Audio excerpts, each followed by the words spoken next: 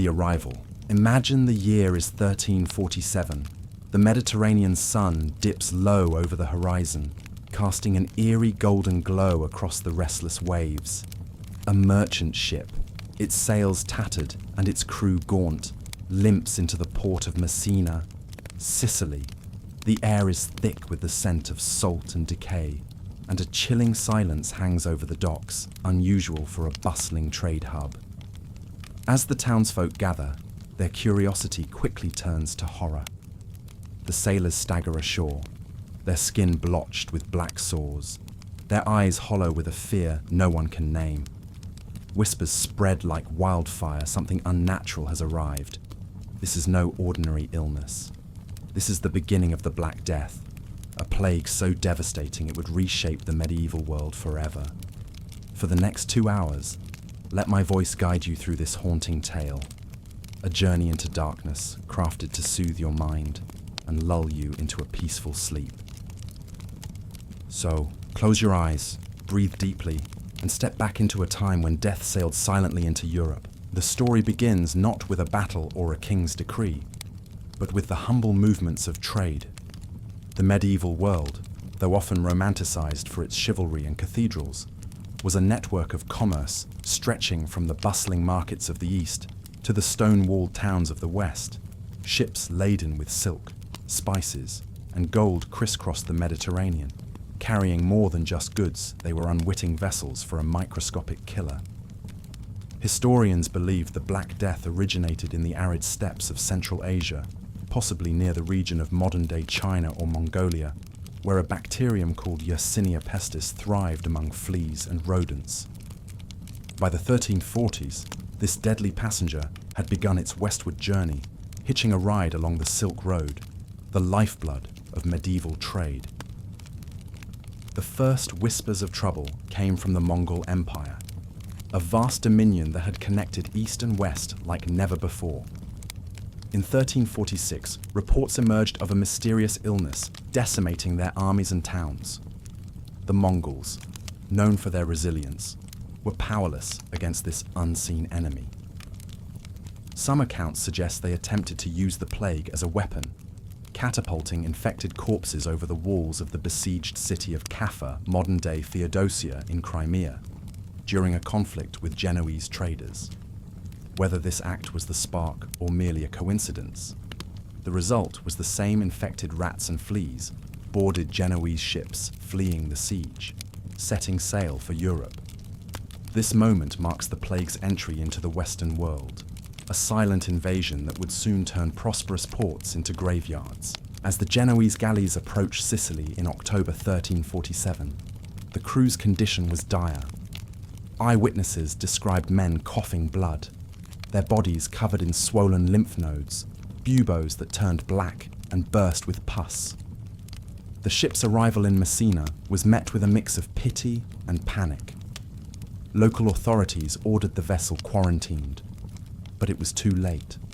The disease had already leapt ashore, carried by the fleas that infested the rats scurrying through the cargo. Within days, the first cases appeared among the townsfolk. Families locked their doors, priests refused last rites, and the streets grew quiet as fear took hold. This was no ordinary fever. It was a killer that struck with ruthless speed, often claiming its victims within hours. The spread was relentless. From Messina, the plague fanned out across Sicily, reaching the island's other ports like Palermo and Catania by the end of the year. Sailors and merchants, ignorant of the danger they carried, continued their journeys, spreading the infection to mainland Italy. By early 1348, the port city of Genoa, the very place the Genoese had fled from Kaffa, reported its own outbreak. The disease travelled not just by sea but by land, hitching rides on the wagons of traders and the feet of pilgrims. It moved with a purpose, as if guided by an invisible hand, weaving through the fabric of medieval life. Contemporary accounts paint a vivid picture of the chaos. The Italian writer Giovanni Boccaccio, in his work Decameron, described the scene in Florence a few months later. A dead man was considered better company than a living one, for at least he did not spread the pestilence. Boccaccio's words capture the despair, but also the human instinct to find meaning in the madness.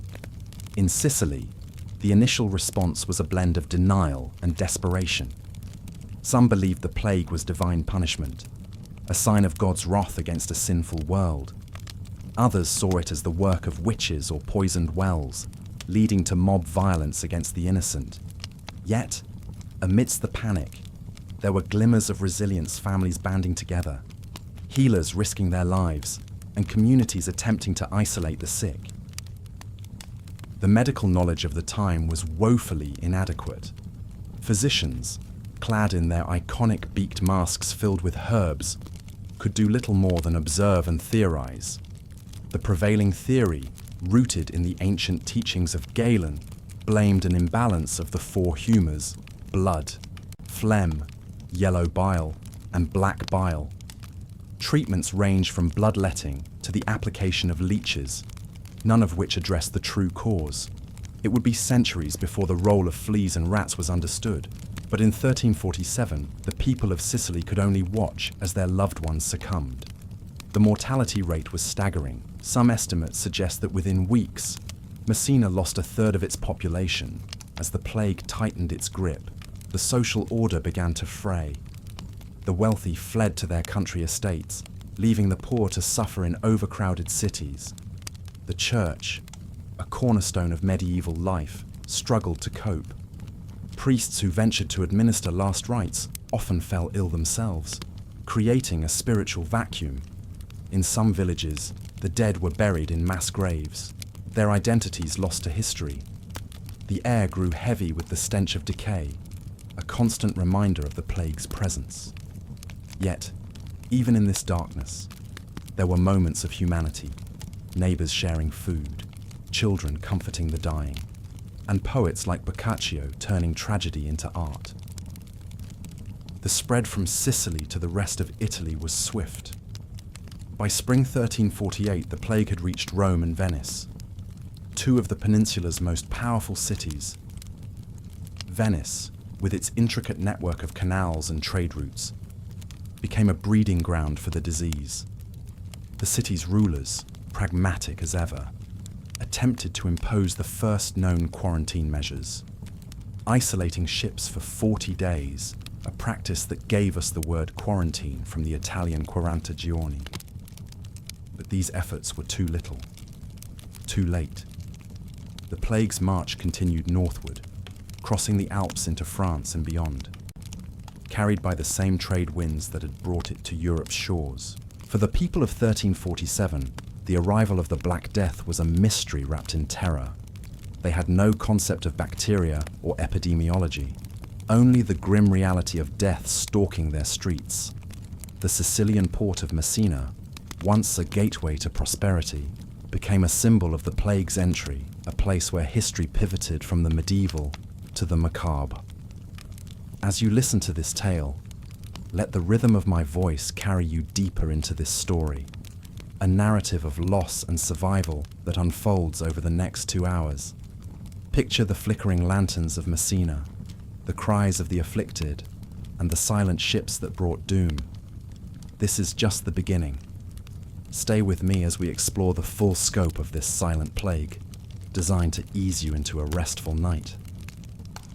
As the first tendrils of the plague took root in Messina, the town's narrow streets echoed with the wails of the afflicted.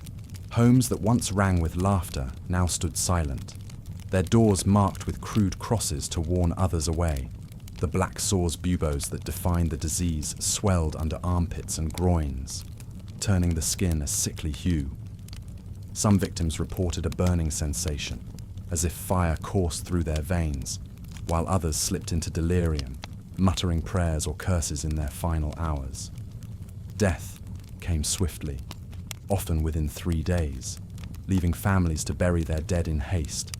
The local cemetery overflowed, and soon pits were dug outside the town walls, where bodies were stacked like cordwood, covered with thin layers of earth. The air grew thick with the smell of rot, a constant companion to the living. Among the chaos, a young fisherman named Matteo became a reluctant witness to the plague's early fury.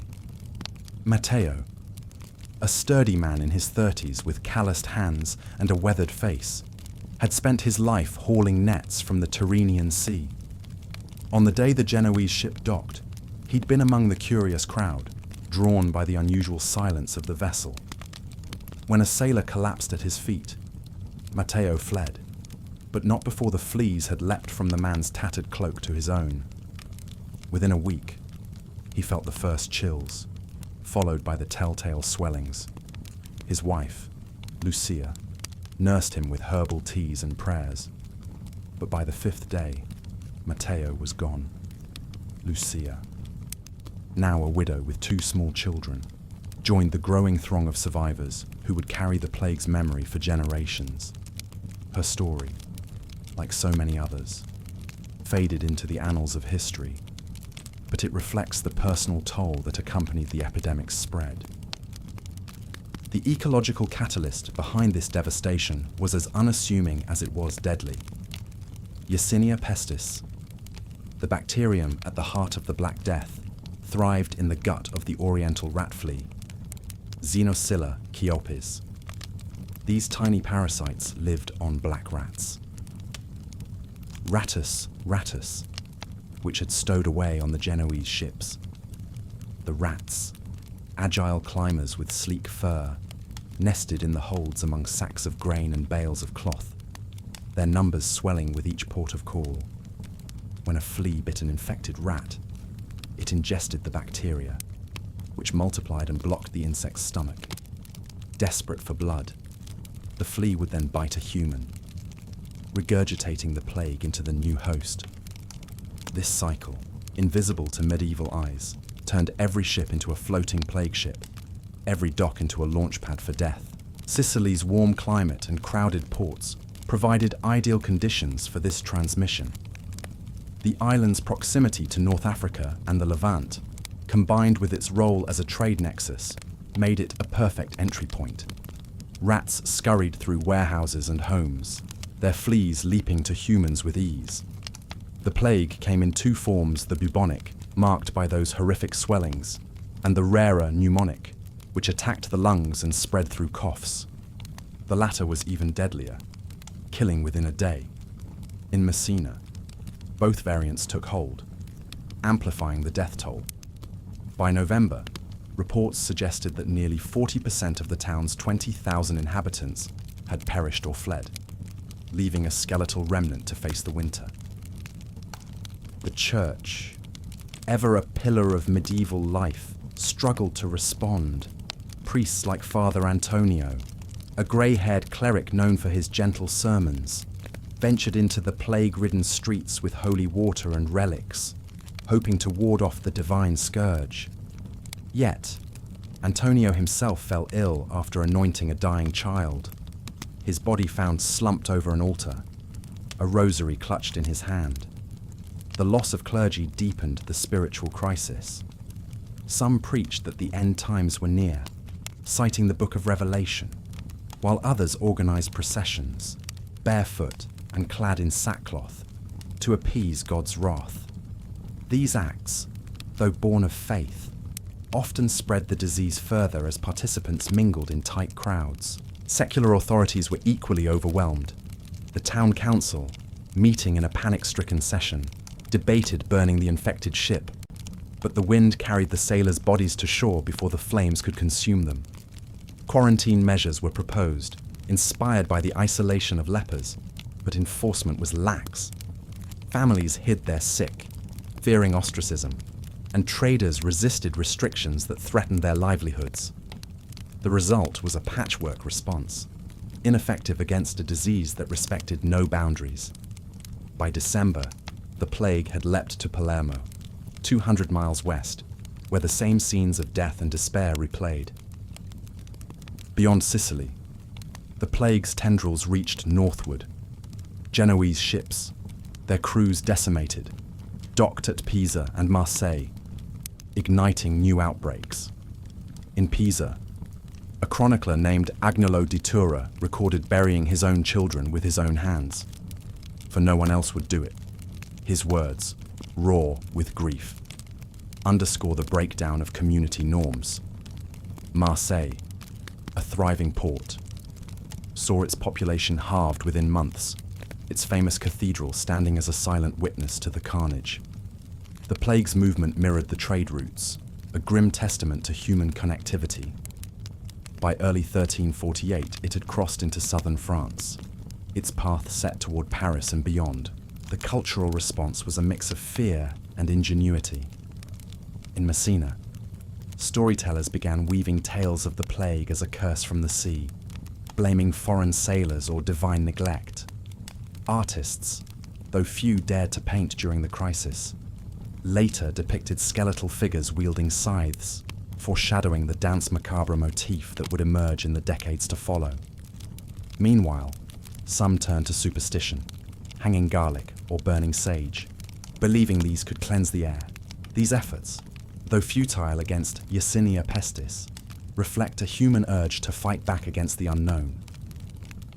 As winter settled over Sicily, the plague's pace slowed, its fleas less active in the cold, but the respite was temporary. Survivors like Lucia, now forced to sell her husband's boat to feed her children, faced a changed world. The island's economy faltered as trade dwindled, and the social fabric unraveled with each lost family. The Black Death had arrived not as a single event, but as a wave, its first crest breaking over Messina and promising more to come. As you listen, let the gentle cadence of this narrative ease your mind, carrying you through the shadows of 1347 into a restful slumber. This is only the beginning. Stay with me as we trace the plague's relentless journey in the chapters ahead.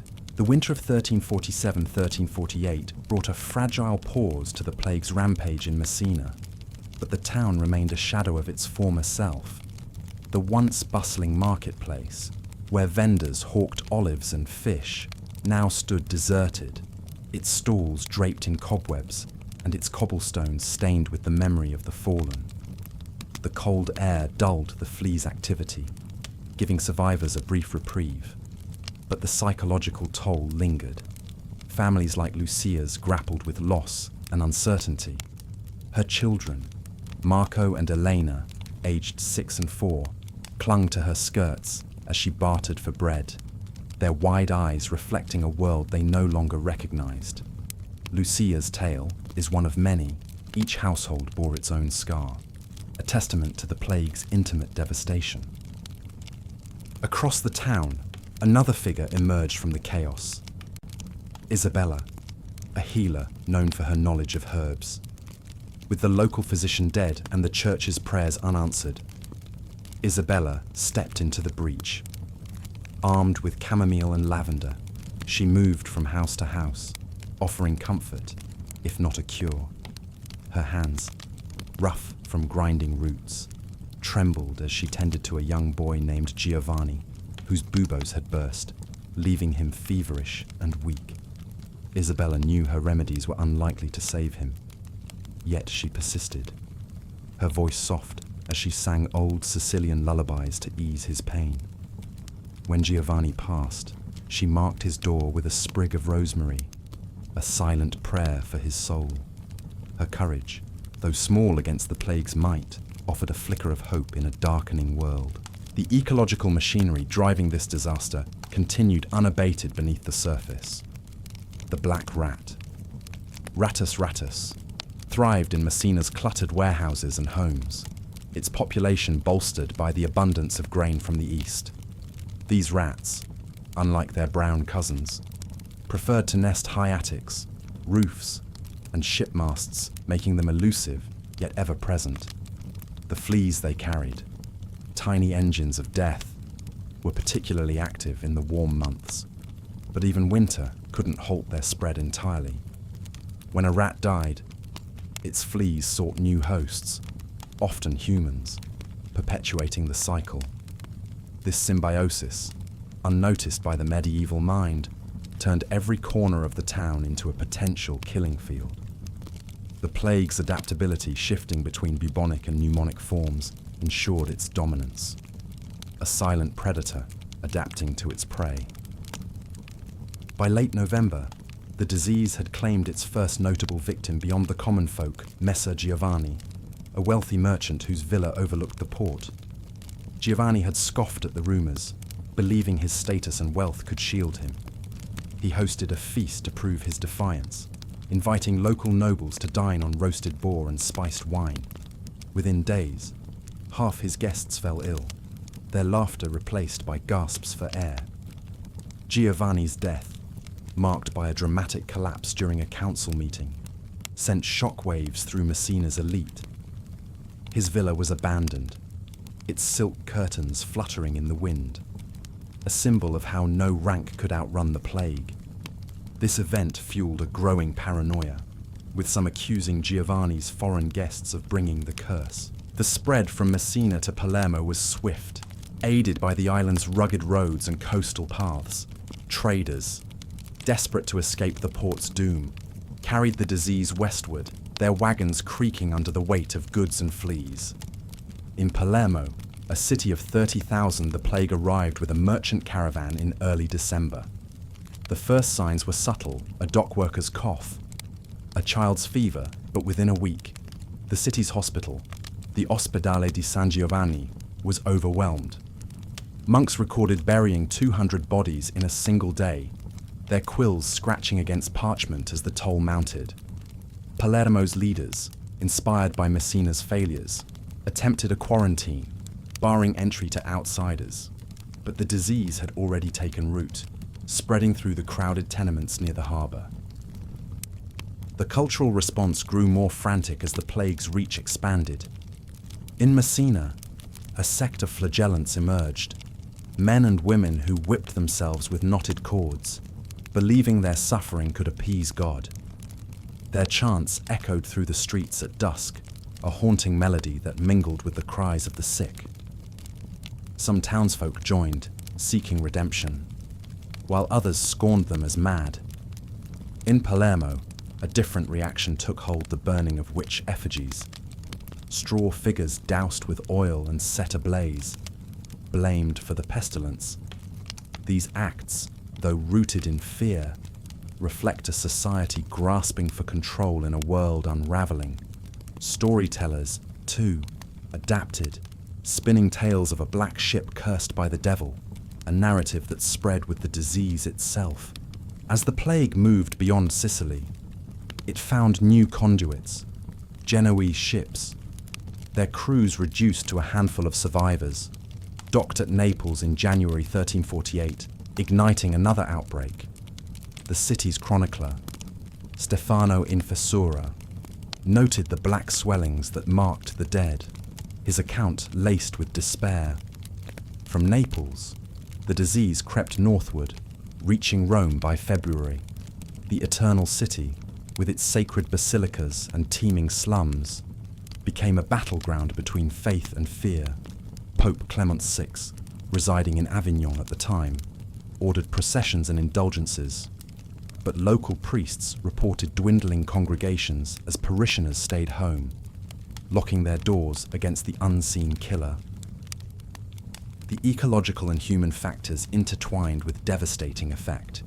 The Mediterranean's trade network, a marvel of the age, became its Achilles heel.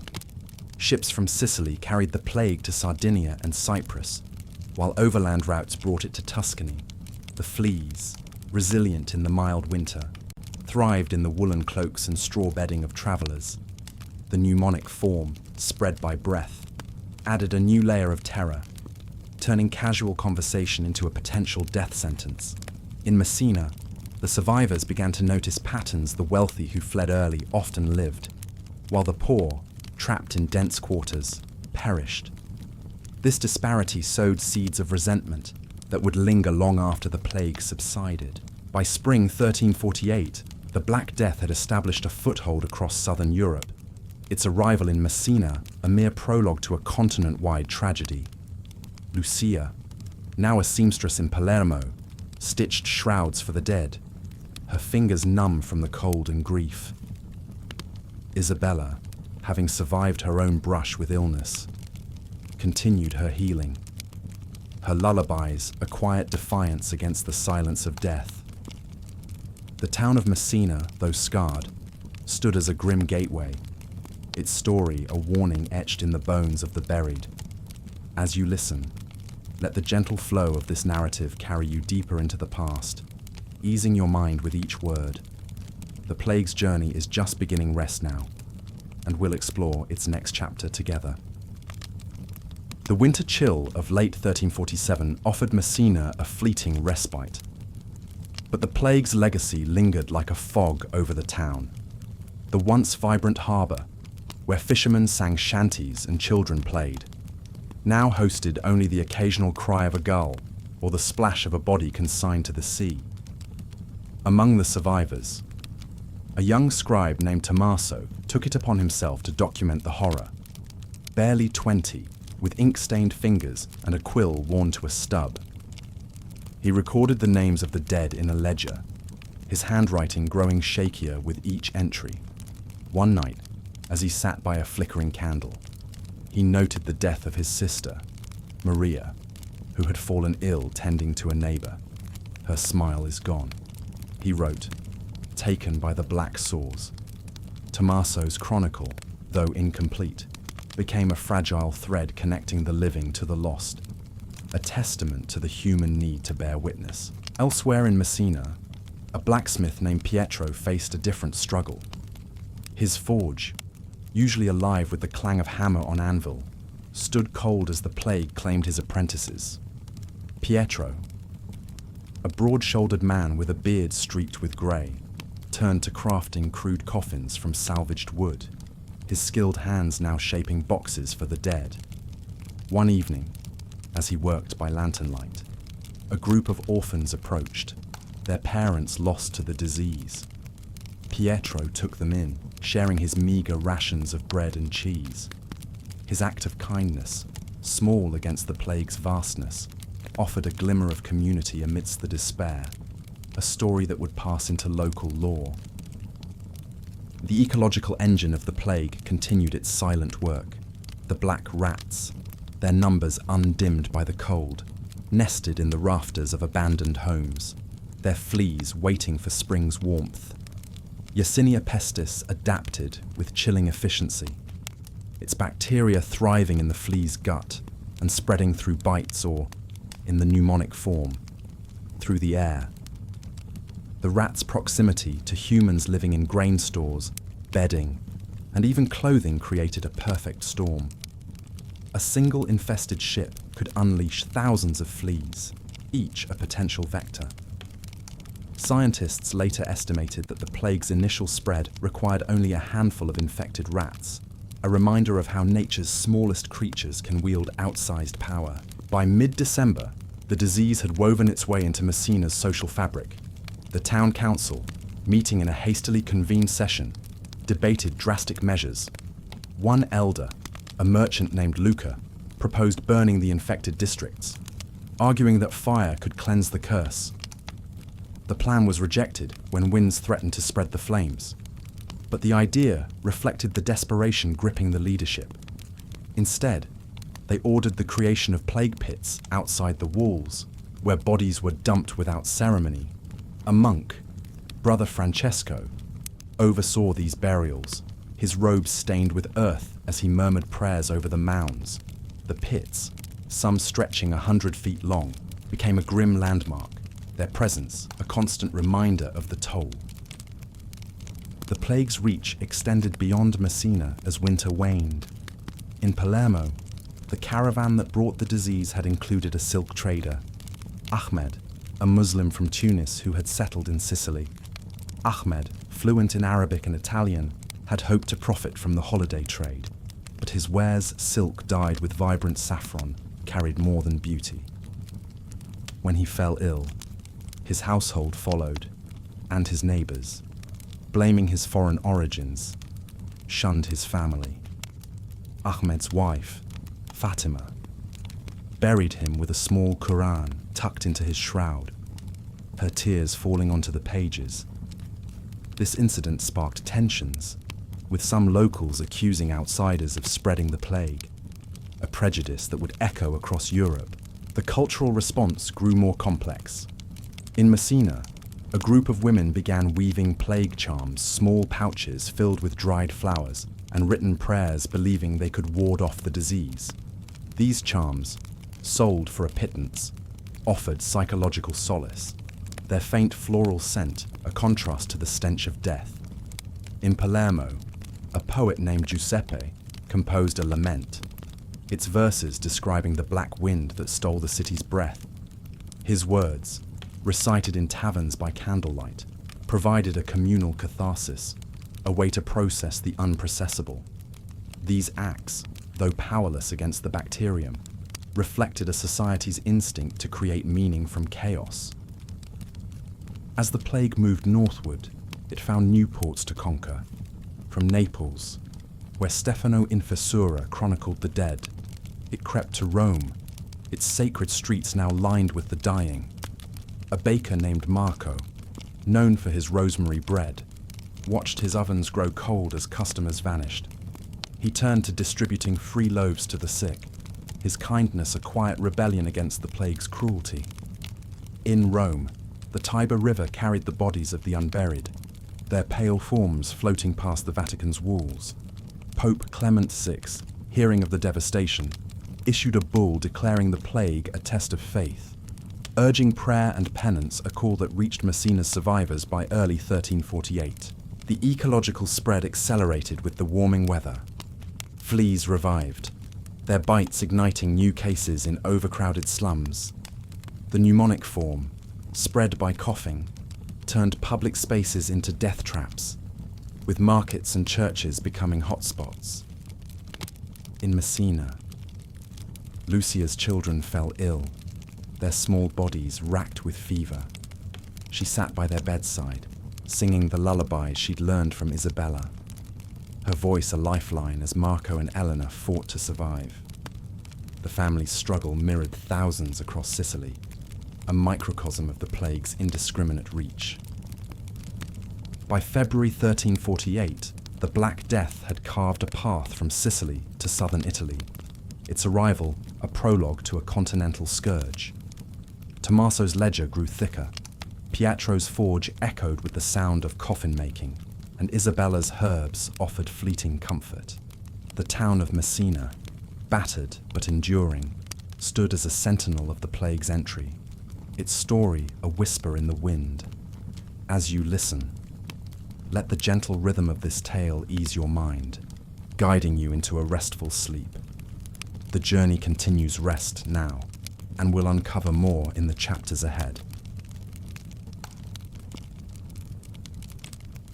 The Black Death, Europe's silent plague. The year is 1348, and the Mediterranean winter begins to yield to spring's tentative warmth. The Black Death, having clawed its way into Sicily, now spreads its dark wings across Europe, carried by the same trade winds that once brought prosperity. Imagine the rolling hills of Tuscany, where vineyards once thrived under the Tuscan sun, now silent save for the rustle of leaves and the distant wail of the afflicted. The plague moves like a shadow, slipping from port to port, village to village, leaving behind a trail of emptiness. For the next hour, let my calm voice carry you through this tale of desolation, a story crafted to ease your mind as you drift into rest. Close your eyes, breathe deeply, and step into a world where death reigns supreme. The spread began in earnest as spring awakened the fleas dormant through the cold months. From Naples, where the Genoese ships had docked, the plague leapt to Florence by March 1348. The city, a jewel of the Renaissance, with its art and commerce, became a crucible of suffering. Giovanni Boccaccio, the Florentine writer, chronicled the scene in his Decameron Men and Women. Driven by hope or greed, abandoned the sick and fled, leaving behind their possessions. The streets, once filled with the chatter of merchants, grew quiet as families locked themselves away, their windows shuttered against the unseen killer.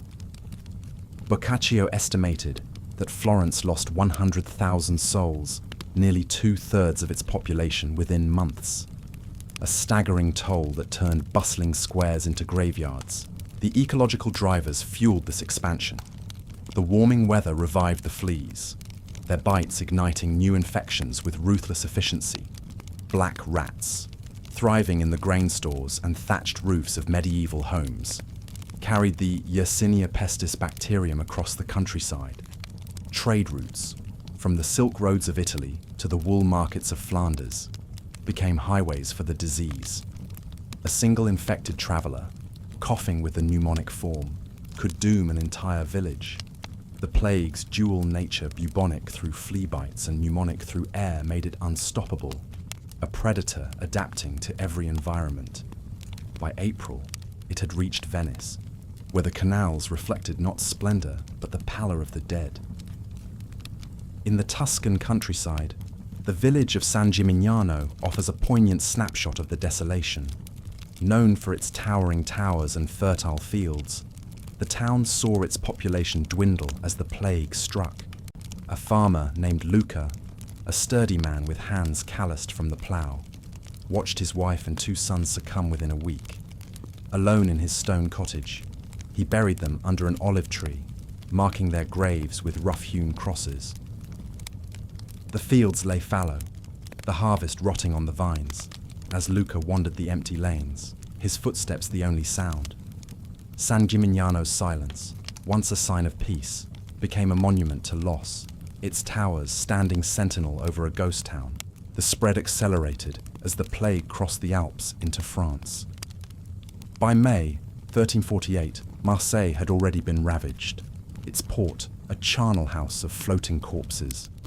From there, it moved to Avignon, home of Pope Clement VI, who sought refuge behind walls of fire, literally ordering bonfires lit around his palace to ward off the disease. The papal city, a centre of Christian power, saw clergy and nobles fall alongside the poor. A young scribe, Pierre, recorded the Pope's edict, "Let the faithful pray, for God's hand is heavy upon us."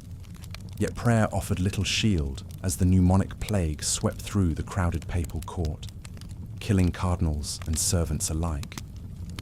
Avignon's grandeur faded under a shroud of death, its bells tolling incessantly. The desolation extended to England by June 1348, arriving via the port of Melcombe Regis in Dorset. A sailor, returning from Gascony, brought the plague ashore, his cough a death knell for the sleepy fishing village. Within weeks, the disease reached London, where the chronicler Henry Knighton noted, "The pestilence spared no one, high or low." The city's narrow streets, lined with timbered houses, became conduits for infection, their residents fleeing to the countryside only to carry the plague further. Villages like Hampstead saw entire families wiped out, their homes left to crumble as nature reclaimed the land. The silence of the English countryside, broken only by the cawing of crows, marked the plague's eerie footprint. Societal collapse followed in the wake. In Florence, the breakdown of burial rites led to mass graves, where bodies were piled without coffins, their identities lost to time. The church, overwhelmed, suspended services as priests died or deserted their posts. In Avignon, the Pope's attempt to consecrate the Rhône River for mass burials reflected the desperation thousands of bodies were dumped into its waters, their currents carrying them to the sea. In England, manor lords found their serfs gone, their labour force decimated, sowing the seeds for future social upheaval. The plague's toll was not just in lives, but in the unravelling of medieval order, a desolation that reshaped the world. Yet, amid the darkness, glimmers of resilience emerged. In Tuscany, a group of widows formed a mutual aid society, sharing food and tending the sick with vinegar-soaked cloths, a folk remedy born of necessity. In Avignon, a physician named Guy de Chauliac risked his life to study the disease, noting the swollen glands and fever, laying groundwork for future understanding. In London, a baker named Agnes kept her ovens alight, distributing bread to the starving, her courage a quiet defiance. These acts, small against the plague's might, offered hope, their stories whispered in the night. As the plague's spread continued, the landscape of Europe transformed. Villages stood abandoned, their fields overgrown with weeds, their churches empty. The air, once filled with the scent of bread and livestock, now carried the faint tang of decay. By midsummer 1348, the Black Death had claimed millions, its desolation a canvas for future recovery. As you listen, let the gentle flow of this narrative soothe your mind, guiding you into a restful sleep. The story deepens rest now, and we'll explore more in the chapters ahead. The warm breath of spring in 1348 breathed new life into the plague's spread, its fleas stirring from their winter slumber. From the sunlit hills of Tuscany to the misty shores of England, the silence of abandoned villages grew louder with each passing week. Picture the rolling plains of Provence, where lavender fields once scented the air, now dotted with the unburied dead, their shrouds fluttering in the breeze. The Black Death moved with a relentless rhythm, its desolation reshaping the medieval world.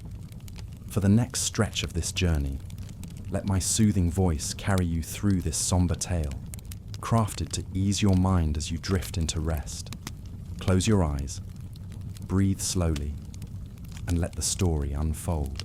In Florence, the plague's grip tightened as it spilled beyond the city walls into the surrounding countryside. The village of Fiesole, perched on its hilltop, became a microcosm of the chaos. A shepherd named Enrico, a wiry man with a weathered cloak, watched his flock dwindle as the disease claimed his family. His wife, Teresa, fell first, her coughs echoing through their stone hut, followed by their infant daughter, Lucia. Enrico buried them beneath a cypress tree, its dark branches a stark contrast to the bright sky. Alone with his sheep, he roamed the empty pastures, his bleating flock a lonely chorus. Fiesole's towers, once a symbol of pride, stood guard over a hollowed-out community, its desolation a mirror to Florence's fate.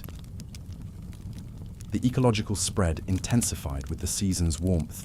The black rats, their numbers bolstered by the grain stores left unguarded in deserted homes, carried fleas across fields and forests.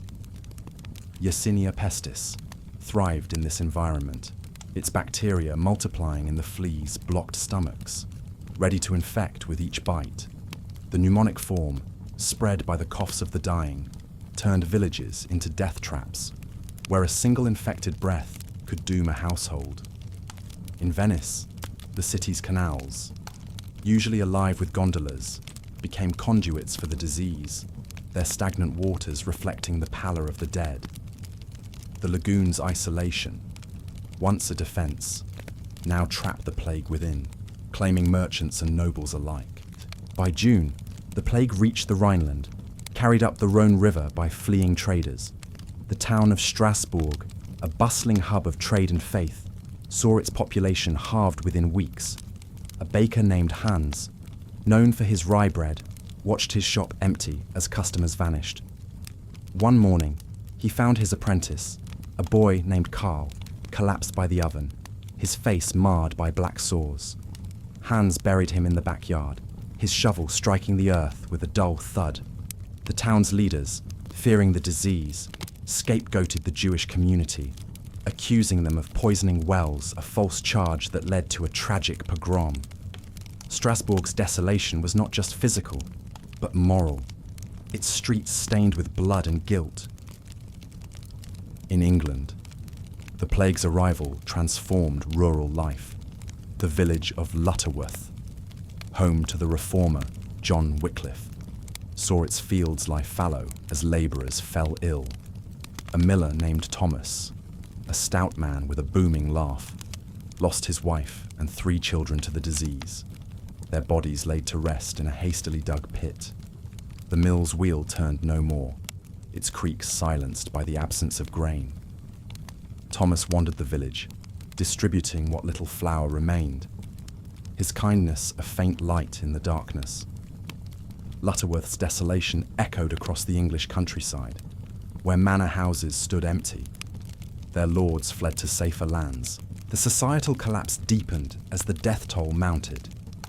In Venice, the Great Council ordered the burning of infected homes, their flames lighting the night sky as families watched their possessions turn to ash. The city's famous quarantine, extending ships' isolation to 40 days, struggled to contain the spread, with smugglers defying the edict. In Strasbourg, the church's authority waned as priests refused to administer last rites, leaving the dying to comfort each other. In England, the loss of serfs disrupted the feudal system, with surviving peasants demanding higher wages, a ripple that would reshape society in the years to come. The plague's desolation was a catalyst, breaking the old order to forge a new one. Amid the ruin, acts of resilience flickered. In Florence, a group of artisans, spared by chance, began carving wooden crosses for the dead, their tools a quiet defiance against the silence. In Strasbourg, a widow named Greta opened her home to orphans, her hearth a haven amid the chaos. In Lutterworth, Thomas joined others to tend the sick, using boiled water and cloth masks, a rudimentary precaution born of instinct. These efforts, though small, wove a thread of hope through the desolation, their stories whispered in the night. The landscape bore the scars of the plague's passage. Villages stood abandoned, their thatched roofs caving in, their gardens overgrown with thistles. The air, once filled with the scent of harvest, now carried the faint rot of decay. In Venice, the canals grew choked with debris, their waters a graveyard for the unclaimed. By midsummer, the Black Death had claimed an estimated 20 million lives across Europe, its desolation a testament to its power.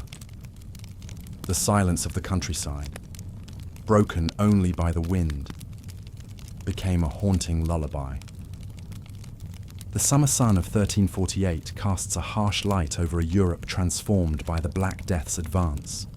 The fields of Normandy, once golden with wheat, now lie silent, their crops trampled by fleeing villagers. The air carries the faint hum of insects and the distant toll of church bells, a mournful sound marking the passage of the dead. From the canals of Venice to the moors of England, the plague's desolation spreads, a shadow that spares neither highborn nor low. For the next chapter of this journey, let my calm voice guide you through this somber landscape, crafted to ease your mind as you drift into sleep. Close your eyes, take a slow breath, and let the story envelop you.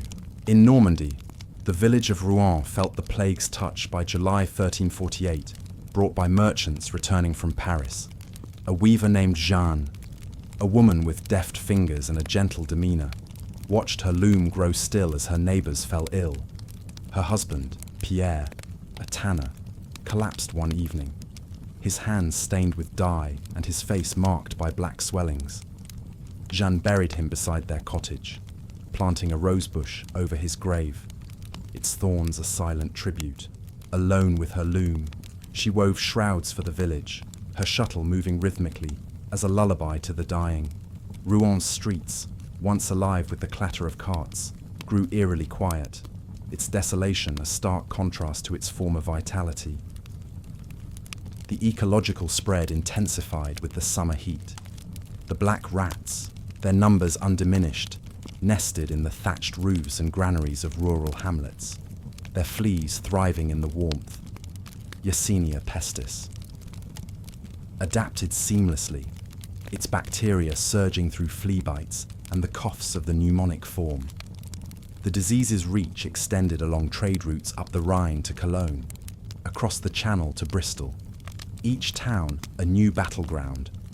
In Cologne, the stench of death filled the air as the plague claimed merchants and clergy, their bodies stacked in churchyards. The fleas, resilient in the humid summer, turned every marketplace into a vector, their tiny leaps a death sentence.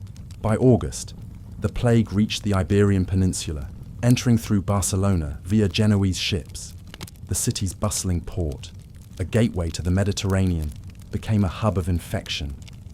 A fisherman named Miguel, with salt-crusted hands and a weathered face, lost his crew to the disease, their nets left tangled on the shore. He rowed alone, casting his lines into the sea, his solitude a reflection of Barcelona's plight. The city's leaders, inspired by Venice, imposed a quarantine, but the crowded barrios defied containment. Mass graves appeared outside the city walls, their earth mounded high, a grim testament to the toll. In the Low Countries, the town of Bruges faced a similar fate.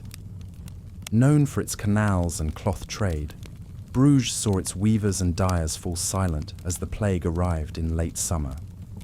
A young apprentice named Willem, eager to prove his skill, watched his master succumb, the dye vats growing cold. Willem took up the trade, dyeing black cloth for mourning, his hands stained as he worked through the night. The town's market square, once a riot of colour, became a place of whispered prayers, its desolation a mirror to the continent's suffering.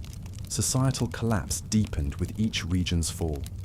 In Rouen, the Norman nobility fled to their chateau, leaving peasants to bury the dead. The church, stretched thin, saw monks abandon monasteries, their vows tested by fear. In Barcelona, the Crown of Aragon ordered the burning of infected goods, the smoke rising like a funeral pyre over the city. In Bruges, the guilds dissolved as members perished, their apprentices left to fend for themselves. The feudal order frayed, with surviving labourers gaining leverage, a shift that would echo into the future. The plague's desolation was not just of lives, but of the structures that held medieval society together. Yet, resilience persisted. In Rouen, Jeanne joined a group of widows to tend the sick, using boiled water and sage to cleanse wounds, a folk remedy that offered comfort if not a cure. In Barcelona, a physician named Juan documented the disease, noting the rapid pulse and fever, his notes a precursor to medical progress. In Bruges, Willem organized a burial crew, his young voice leading chants as they laid the dead to rest. These acts, though small, wove a thread of humanity through the darkness. Their stories a quiet defiance. The landscape bore the scars of the plague's passage. Fields lay fallow, their crops rotting under the summer sun, while forests grew thick with untended growth. In Rouen, the Seine carried the bodies of the unburied, their pale forms drifting past the city's walls. In Barcelona, the Mediterranean lapped against deserted docks, its waves a lonely sound. By late summer, the death toll across Europe had soared, the silence of abandoned hamlets a haunting lullaby. The late summer of 1348 blankets Europe in a deceptive calm, the sun casting long shadows over a continent in crisis. The rolling hills of southern Germany, once alive with the hum of harvest, now stand silent, their villages emptied by the plague's relentless advance. The air carries the faint scent of wildflowers mingled with decay, a poignant reminder of life and loss. From the vineyards of Bordeaux to the fjords of Norway, the Black Death's desolation spreads, a tide that spares no corner. For this next chapter of our journey, let my gentle voice lead you through this somber landscape, designed to ease your mind as you drift into sleep. Close your eyes, breathe deeply, and let the story unfold. In southern Germany, the town of Nuremberg felt the plague's arrival by September 1348, carried up the Danube by fleeing traders. A blacksmith named Hans, a burly man with a soot-streaked apron, watched his forge grow cold as his apprentices fell ill. His wife, Greta, a seamstress with nimble fingers, tended to the sick, her needle now stitching bandages instead of cloth. One evening, Hans found Greta slumped over her work, her face marked by the black sores. He buried her beside their forge, hammering a crude cross from scrap iron, its clang a solitary sound in the deserted streets. Nuremberg's desolation turned its bustling market into a graveyard. its silence a stark contrast to its former life. The ecological spread thrived in the warm, humid conditions. Black rats, their nests hidden in the timbered homes and warehouses, carried fleas laden with Yersinia pestis across the region. The bacterium, multiplying in the fleas' stomachs, spread through bites, while the pneumonic form leapt from cough to cough in crowded taverns and churches. The trade routes along the Danube and Rhine became arteries of infection, each boat and wagon a vessel of death. In Bordeaux, the wine trade faltered as vineyards stood untended, their grapes rotting on the vine. The fleas, invigorated by the season, turned every gathering into a potential outbreak, their tiny presence a hidden scourge. By October, the plague reached Scandinavia, entering through Bergen, Norway, via Hanseatic ships from Germany. The port, a hub of fish and timber, saw its wharves grow quiet as sailors perished. A fisherman named Olaf, with a beard tangled by the sea wind, lost his crew to the disease, their boats drifting unmanned. He rowed alone, casting nets into the fjord, his solitude a reflection of Bergen's plight. The town's wooden houses, tightly packed, became death traps, with families falling together. The Norse, accustomed to harsh winters, found no defense against this invisible foe, their desolation marked by the creak of empty boats. In Bordeaux, the wine region of Aquitaine faced a similar fate. A vintner named Pierre, known for his robust reds, watched his cellar empty as workers died. His daughter, Marie, a girl of 16 with bright eyes, took up the task, pressing grapes with her small hands, her songs echoing through the vineyard. When she fell ill, Pierre buried her beneath the vines, planting a rose over her grave. The region's desolation turned its fertile slopes into a silent memorial, the wine barrels standing as relics of a lost era. Societal collapse deepened with the plague's reach. In Nuremberg, the city council ordered the burning of infected quarters, the flames casting an orange glow over the night.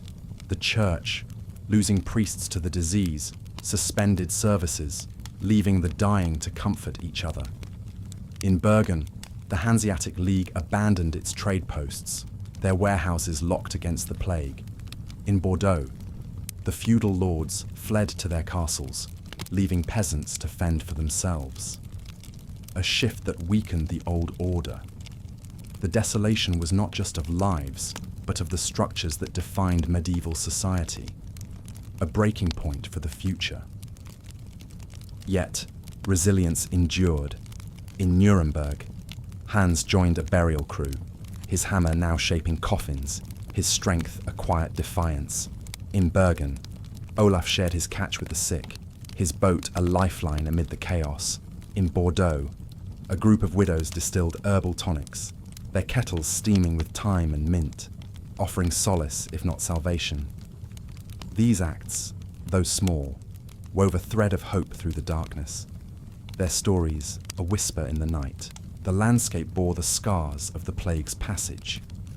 Fields lay fallow, their crops overtaken by weeds, while forests grew dense with untended growth. In Nuremberg, the Pegnitz River carried the bodies of the unburied, their pale forms drifting past the city's walls. In Bergen, the fjords reflected the empty docks, their waters a lonely sound. In Bordeaux, the vineyards stood silent, their grapes a bitter harvest. By late 1348, the death toll had soared, the silence of abandoned hamlets a haunting lullaby. The autumn winds of 1348 sweep through Europe, carrying the faint rustle of leaves and the heavier weight of despair. The plague's desolation stretches from the misty valleys of Switzerland to the windswept plains of Poland, where once thriving hamlets now stand as silent relics. The air, tinged with the scent of fallen fruit and distant smoke, whispers of a world unraveling. From the Alps to the Baltic, the Black Death's shadow grows, a relentless tide reshaping the medieval landscape. For this next chapter of our journey, Let my gentle voice lead you through this somber tale, designed to ease your mind as you drift into sleep. Close your eyes, take a slow breath, and let the story envelop you. In Switzerland, the town of Zurich felt the plague's arrival by October 1348, brought by merchants travelling the Alpine passes. A cheesemaker named Hans, a stout man with a ruddy face, watched his dairy fall silent as his workers succumbed. His daughter, Anna, a girl of 12 with a quick smile, helped him churn the last of the milk, her small hands steady despite the fear. When Anna fell ill, her coughs echoing through the stone cellar, Hans buried her beneath an apple tree, its branches heavy with fruit. Zurich's desolation turned its bustling market into a place of whispered prayers, the clatter of trade replaced by the creak of coffins. The ecological spread persisted with the cooling autumn. Black rats, their nests tucked into the alpine barns and granaries, carried fleas laden with Yersinia pestis across the rugged terrain. The bacterium, thriving in the flea's gut, spread through bites, while the pneumonic form lingered in the crowded inns of travellers. The trade routes through the St. Gotthard Pass became conduits of infection, each caravan a potential carrier. In Poland, the town of Krakow saw the plague arrive via the Vistula River, its merchants falling as they unloaded goods. The fleas, adapting to the season's dampness, turned every hovel into a breeding ground, their presence a hidden menace. By November, the plague reached the Baltic region, entering through Danzig modern Gdansk via Hanseatic ships. A shipwright named Eric, with hands scarred by timber, lost his crew to the disease, their half-built vessels left to rot on the shore.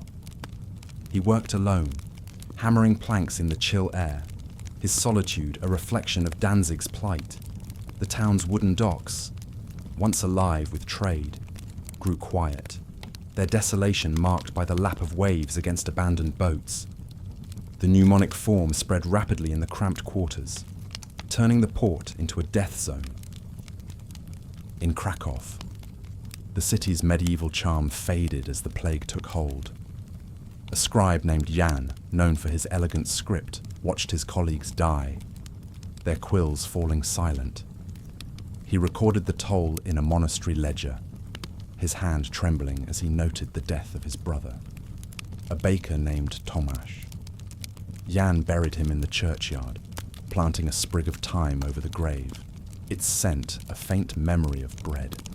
Krakow's desolation turned its grand cathedral into a place of mourning, its bells tolling for the lost. Societal collapse deepened with the plague's reach. In Zurich, the city council ordered the isolation of the sick, but enforcement faltered as guards fled. The church, losing priests, saw services dwindle, leaving the dying to seek solace in private prayers. In Danzig, the Hanseatic League abandoned its warehouses, their locks rusted shut against the plague. In Krakow, the king's court retreated to the countryside, leaving the city to fend for itself. The feudal order weakened, with surviving peasants gaining ground, a shift that would reshape the future. The desolation was a breaking point, unraveling the fabric of medieval life. Yet resilience flickered on. In Zurich, Hans shared his cheese with the orphaned, his cellar a haven amid the chaos. In Danzig, Eric repaired boats for the sick, his hammer a quiet defiance. In Krakow, Jan organized a burial team, his voice leading chants as they laid the dead to rest. These acts, though small, wove a thread of hope through the darkness, their stories a whisper in the night. The landscape bore the scars of the plague's passage. Fields lay fallow, their crops overtaken by frost, while forests grew dense with untended growth. In Zurich, the Limmat River carried the unburied, their forms drifting past the city's walls. In Danzig, the Baltic waves lapped against deserted docks, their sound a lonely echo. In Krakow, The Vistula reflected the empty streets, its waters a silent witness. By late 1348, the death toll had climbed, the silence of abandoned villages a haunting lullaby. The crisp air of late 1348 settles over Europe, the fading autumn light casting a golden hue over a land scarred by the plague. The rugged peaks of the Carpathians, once echoing with the songs of shepherds, now stand silent, their villages emptied by the relentless advance. The wind carries the scent of pine and the faint tang of decay, a poignant blend of nature and loss. From the highlands of Scotland to the plains of Hungary, the Black Death's desolation spreads, a tide that spares no region. For this next chapter of our journey, let my calming voice lead you through this somber tale, designed to ease your mind as you drift into sleep. Close your eyes, take a deep breath, and let the story unfold. In the Carpathian Mountains, the village of Brasov felt the plague's arrival by December 1348, carried by traders crossing from Krakow. A woodcutter named Ioan, a broad-shouldered man with a beard like moss, watched his cabin grow quiet as his family fell ill. His wife, Eleanor, a weaver with deft hands, coughed her last beneath their woolen blankets, followed by their son, Mihai, a boy of 10 who loved the forest. Ioan buried them under a spruce tree, its branches drooping with snow, and worked alone, his axe a solitary rhythm in the stillness. Brasov's desolation turned its timbered homes into ghosts, the crunch of snow the only sound. The ecological spread adapted to the colder months. Black rats, nesting in the warm hearths and grain stores of mountain villages, carried fleas resilient in the insulated interiors.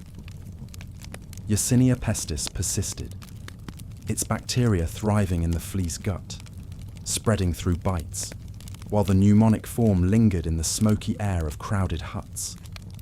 Trade routes through the Carpathian passes became vectors of infection, each mule train a carrier of death. In Hungary, the town of Buda saw the plague arrive via the Danube, its merchants falling as they unloaded goods. The fleas, sheltered by the season's dampness, turned every hovel into a breeding ground, their presence a hidden threat. By mid-December, the plague reached Scotland, entering through Aberdeen via ships from England.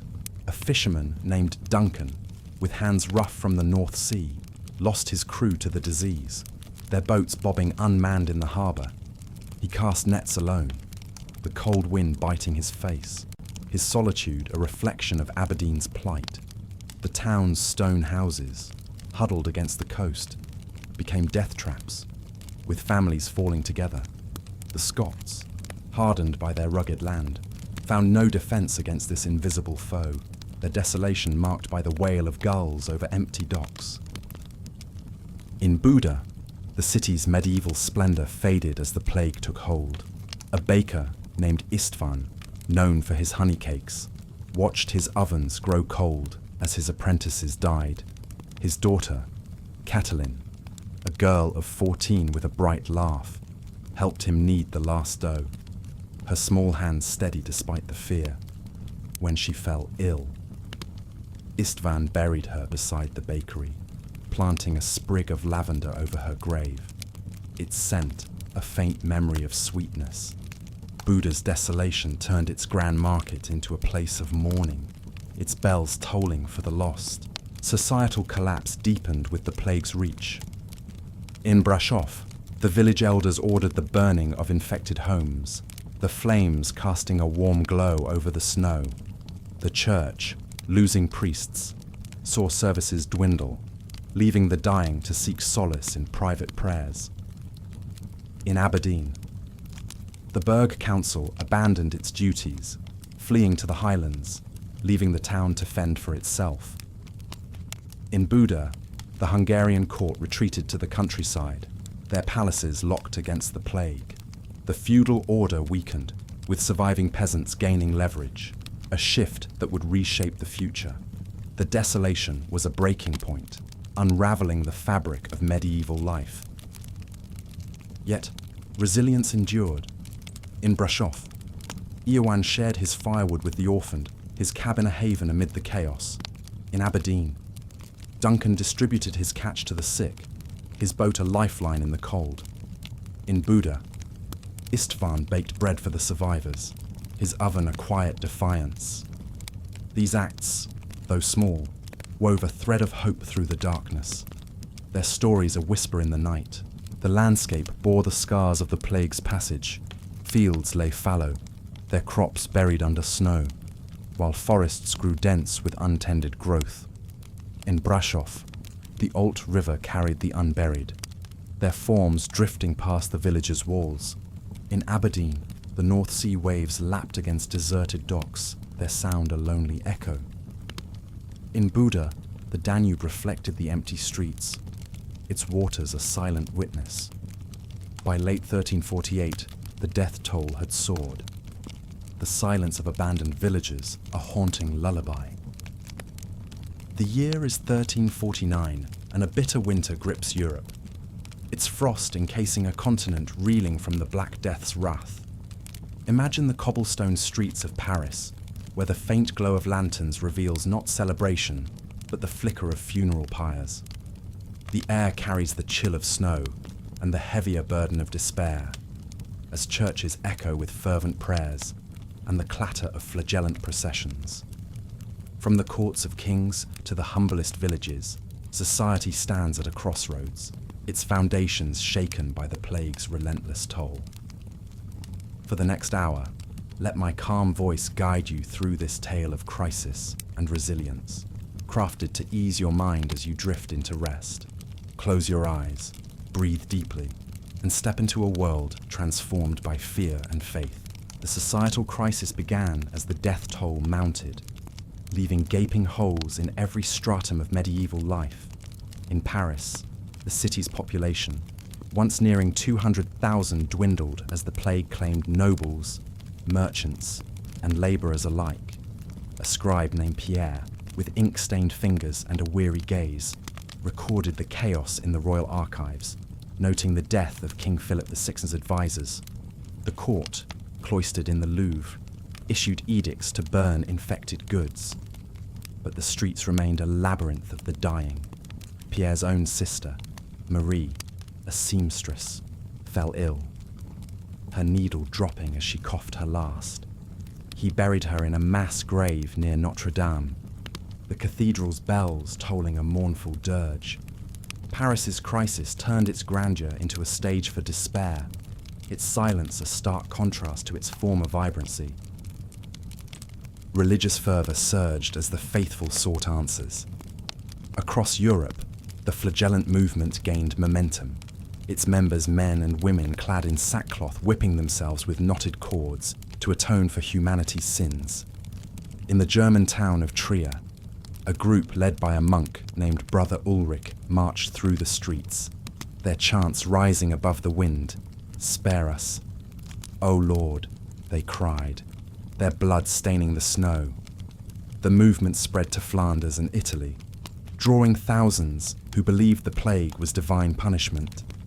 Churches overflowed with penitents, their prayers a mix of hope and terror, while some priests, fearing contagion, abandoned their flocks, deepening the spiritual crisis. Early medical responses emerged from the chaos, though limited by the era's knowledge. In Bologna, a physician named Gentile da Foligno risked his life to study the disease, noting the swollen lymph nodes and fever in his treatises, clad in a beaked mask filled with herbs. He prescribed bloodletting and herbal poultices, remedies rooted in the ancient theory of the four humours. His efforts, though ineffective against Yersinia pestis, laid groundwork for future understanding. In London, a barber surgeon named Thomas applied leeches to the sick, his hands steady as he worked, believing he could balance their humours. When his own family fell ill, he persisted, his tools a symbol of futile hope. These early attempts, though flawed, reflected a desperate search for control. The crisis reshaped labour and power. In England, The loss of serfs led to the Statute of Labourers in 1349, an attempt by nobles to cap wages as survivors demanded more.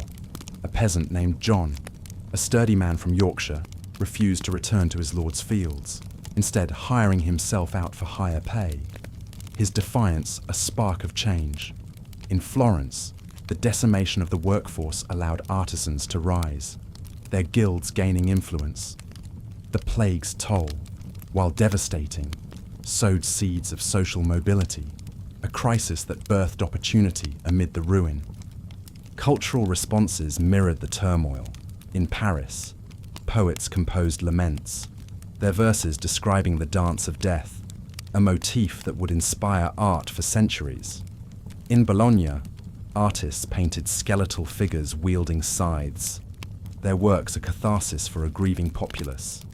In London, storytellers spun tales of the plague as a curse from the sea, blaming foreign traders, a narrative that fueled xenophobia. These expressions, though born of fear, offered a way to process the unprocessable, their quiet beauty a balm in the darkness. As the crisis deepened, acts of resilience emerged. In Trier, a widow named Caterina opened her home to the sick, her hearth a haven amid the flagellant's fervour. In Bologna, Gentile students continued his work, documenting cases with trembling hands. In London, Thomas joined a burial crew, his voice leading chants as they laid the dead to rest. These efforts, though small, wove a thread of hope through the crisis, their stories a whisper in the night. The landscape reflected the societal strain. Cities stood half empty, their streets lined with abandoned carts, while fields lay fallow under snow. In Paris, the Seine carried the unburied, their forms drifting past the Louvre. In Trier, the Moselle River mirrored the silent churches, its waters a lonely witness. By early 1349, the plague's crisis had claimed millions, its silence a haunting lullaby. Society in crisis. The early months of 1349 blanket Europe in a cold, unyielding grip. The snow muffling the cries of a society teetering on the edge. Picture the winding alleys of Venice, where the faint glow of lanterns reveals not the shimmer of trade, but the flicker of pyres burning through the night. The air carries the bite of frost and the heavier weight of grief, as churches resound with desperate prayers and the shuffle of flagellant feet. From the royal courts of Castile to the remote hamlets of Ireland, the plague's crisis reshapes the medieval world. For this next chapter of our journey, let my soothing voice lead you through this tale of turmoil and endurance, crafted to ease your mind as you drift into sleep. Close your eyes, breathe slowly, and let the story envelop you. In Castile, the city of Toledo felt the plague's societal strain by February 1349, brought by pilgrims returning from Santiago de Compostela. A potter named Diego, with hands cracked from clay, watched his workshop empty as his apprentices fell ill. His wife, Isabella, a healer with a gentle touch, tended to the sick with poultices of sage and mint, her voice humming lullabies to calm the dying. When Isabella succumbed, her face marked by black sores, Diego buried her beside their kiln, planting a rosemary sprig over her grave. Toledo's crisis turned its vibrant markets into places of whispered mourning. The clink of pottery replaced by the thud of spades.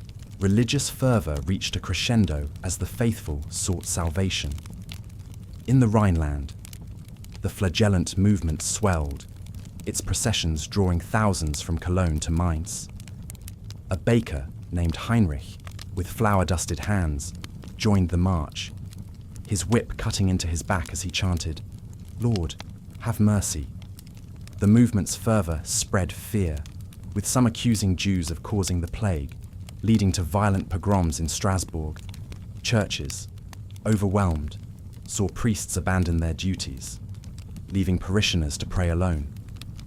In Toledo, a monk named Father Miguel led processions, his voice rising above the wind. offering a fragile hope amid the crisis. Medical responses evolved, though hampered by medieval limits. In Montpellier, a physician named Raymond de Mollery risked his life to study the disease, noting the rapid spread and swollen glands in his manuscripts. Dressed in a robe and beaked mask, he prescribed vinegar rinses and bloodletting, remedies rooted in humoral theory. His notes, scribbled by candlelight, described a miasma of bad air, a common belief of the time. In Ireland, a healer named Bridget, versed in herbal lore, used nettle tea and compresses, her hands steady as she worked. When her village of Kilkenny lost half its people, she persisted. Her efforts a testament to resilience.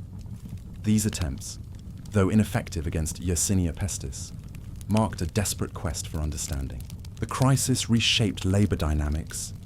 In Castile, the loss of workers led to unrest, with peasants demanding higher wages from lords fleeing to their estates. A farmer named Juan, from the plains near Toledo, refused to toil for his old rate, instead bartering his harvest for coin, his defiance a spark of change.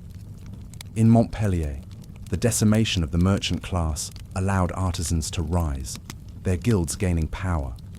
In Kilkenny, surviving labourers abandoned feudal ties, a shift that weakened the old order. The plague's toll, while devastating, sowed seeds of social upheaval, a crisis that hinted at a new dawn. Cultural responses reflected the turmoil. In Venice, artists painted the triumph of death, their canvases depicting skeletons dancing with the living, a motif that would endure. In Montpellier, poets composed elegies, their words lamenting the black wind that stole breath. In Kilkenny, storytellers spun tales of the plague as a fairy curse, blaming the little people of Irish lore, a narrative that eased fear with folklore. These expressions, born of grief, offered a way to process the unprocessable, their quiet beauty a solace in the darkness. Acts of resilience flickered on. In Toledo, Diego shared his clay with orphans, his kiln a haven amid the chaos. In Montpellier, Raymond's students continued his work, documenting cases with trembling hands. In Kilkenny, Bridget organised a care circle, her voice leading songs as they tended the sick. These efforts, though small, wove a thread of hope through the crisis, their stories a whisper in the night. The landscape mirrored the societal strain. Cities stood half empty, their streets lined with abandoned tools, while fields lay fallow under snow. In Toledo, the Tagus River carried the unburied, their forms drifting past the Alcazar. In Montpellier, the Les River reflected the silent markets, its waters a lonely witness. In Kilkenny, the Nore River lapped against deserted mills, its sound a haunting echo. By early 1349, the plague's crisis had claimed millions, its silence a lullaby for the lost. The early spring of 1349 brings a tentative thaw to Europe, the melting snow revealing a land scarred by the plague's relentless grip. Imagine the narrow lanes of Prague, where the faint chime of church bells mingles with the shuffle of weary feet, their echoes a mournful hymn over a city in crisis. The air carries the damp scent of earth and the heavier burden of loss, as monasteries hum with fervent prayer and the clatter of makeshift hospitals. From the bustling ports of Portugal to the remote valleys of Wales, society grapples with the Black Death's transformative force. For this next chapter of our journey, let my calming voice lead you through this tale of upheaval and hope, crafted to ease your mind as you drift into sleep. Close your eyes, breathe deeply, and let the story unfold. In Prague, the city felt the plague's societal strain by March 1349, carried by traders along the Vltava River. A glassblower named Václav, with hands scarred by molten sand, watched his workshop grow silent as his apprentices fell ill. His daughter, Lada, a girl of 15 with a steady gaze, helped him shape the last pains, her breath fogging the cold air. When Lada succumbed, her face marked by black sores, Václav buried her beside their furnace, planting a sprig of heather over her grave. Prague's crisis turned its glittering markets into places of whispered grief, the clink of glass replaced by the thud of spades. Religious fervour intensified as the faithful sought redemption. In Portugal, the town of Lisbon saw the rise of flagellant processions, led by a priest named Father João. Clad in rough robes, he marched with a cross held high, his followers whipping themselves as they chanted, "Forgive us, O Lord." The movement spread to Porto, drawing sailors and merchants who believed the plague was God's judgment on their sins. Churches, strained by the loss of clergy, saw masses dwindle, with some priests fleeing to the countryside, leaving parishioners to pray alone. In Prague, a monk named Brother Karol led vigils, his voice a steady anchor amid the chaos. Medical responses grew more desperate, though still bound by medieval limits. In Lisbon, a physician named Duarte de Almeida documented the disease, noting the rapid pulse and fever in his leather-bound journals. Wearing a beaked mask stuffed with rosemary, he prescribed bleeding and herbal infusions, remedies tied to the humoral theory. His observations, scribbled by candlelight, hinted at contagion, a leap beyond the miasma belief. In Wales, a healer named Gwen, versed in Celtic remedies, used elderberry syrup and feverfew, her hands gentle as she tended the sick in the valley of Llandovery. When her village lost its elders, she persisted, her efforts a quiet defiance. These attempts, though flawed, marked a tentative step toward medical inquiry. The crisis reshaped labor and power.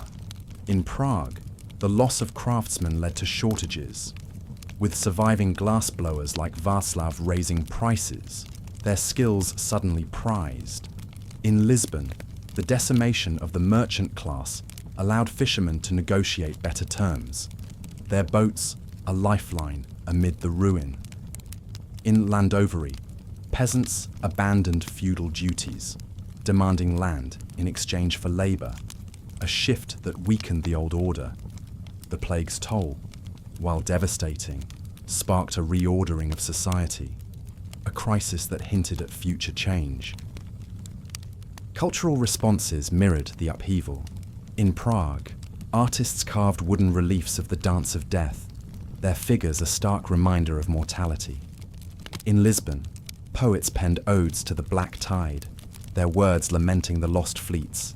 In Llandovery, bards sang of the plague as a dragon's breath, a tale that blended fear with folklore, easing the community's pain.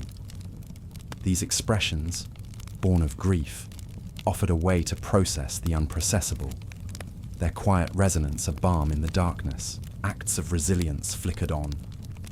In Prague, Václav shared his glass with the orphaned, his furnace a haven amid the chaos. In Lisbon, Duarte's apprentices continued his work, recording cases with steady hands. In Llandovery, Gwen organized a care network, her voice leading hymns as they tended the sick. These efforts, though small, wove a thread of hope through the crisis, their stories a whisper in the night. The landscape reflected the societal strain. Cities stood half empty, their streets lined with abandoned tools, while fields lay fallow under thawing snow. In Prague, the Vltava River carried the unburied, their forms drifting past the Charles Bridge. In Lisbon, the Tagus River mirrored the silent docks, its waters a lonely witness. In Llandovery, the Tiwi River lapped against deserted huts, its sound a haunting echo. By spring 1349, the plague's crisis had claimed millions, its silence a lullaby for the lost. The spring of 1349 breathes a fragile warmth into Europe, the melting snow revealing a landscape scarred by the plague's relentless advance. Picture the cobbled streets of Vienna, where the soft patter of rain mingles with the low hum of prayer, a city teetering on the brink of collapse. The air carries the fresh scent of budding flowers and the heavier weight of mourning, as monasteries resound with chants and the clatter of makeshift infirmaries fills the air. From the sunlit hills of Aragon to the misty moors of Brittany, society grapples with the Black Death's transformative crisis. For this next chapter of our journey, let my calming voice lead you through this tale of turmoil and tenacity, crafted to ease your mind as you drift into sleep. Close your eyes, breathe deeply, and let the story unfold. In Vienna, the city felt the plague's societal strain by April 1349, brought by merchants along the Danube. A cooper named Franz, with hands calloused from barrel making, watched his workshop grow quiet as his apprentices fell ill. His son, Hans, a boy of 13 with a bright smile, helped him shape the last staves, his small hands steady despite the fear. When Hans succumbed, his face marked by black sores, Franz buried him beside their shed, planting a linden sapling over his grave. Vienna's crisis turned its bustling markets into places of hushed grief. The thud of hammers replaced by the scrape of shovels. Religious fervor reached new heights as the faithful sought divine intervention. In Aragon, the town of Zaragoza saw flagellant processions led by a friar named Brother Pedro. Clad in coarse robes, he marched with a wooden cross, his followers lashing themselves as they sang, "Save us, O Lord." The movement spread to Valencia, drawing farmers and artisans who believed the plague was God's wrath on a sinful world. Churches, strained by the loss of clergy, saw services dwindle, with some priests retreating to monasteries, leaving parishioners to pray in solitude. In Vienna, a priest named Father Joseph led vigils, his voice a steady balm amid the chaos. Medical responses grew more varied, though still constrained by medieval understanding. In Zaragoza, a physician named Miguel de Luna documented the disease, noting the rapid onset and swollen glands in his parchment scrolls. Wearing a beaked mask filled with lavender, he prescribed purging and herbal teas, remedies tied to the humoral theory. His observations, written by torchlight, hinted at person-to-person spread, a rare insight for the time. In Brittany, a healer named Morgane, skilled in Breton traditions, used chamomile and willow bark, her hands gentle as she tended the sick in the village of Quimper. When her community lost its leaders, she persisted, her efforts a quiet stand against despair. These attempts, though limited, marked a growing effort to comprehend the unseen killer. The crisis reshaped labor and authority. In Vienna, the loss of craftsmen led to shortages, with surviving coopers like Franz raising prices, their skills suddenly vital. In Zaragoza, the decimation of the agricultural workforce allowed peasants to demand better terms, their fields a bargaining chip amid the ruin.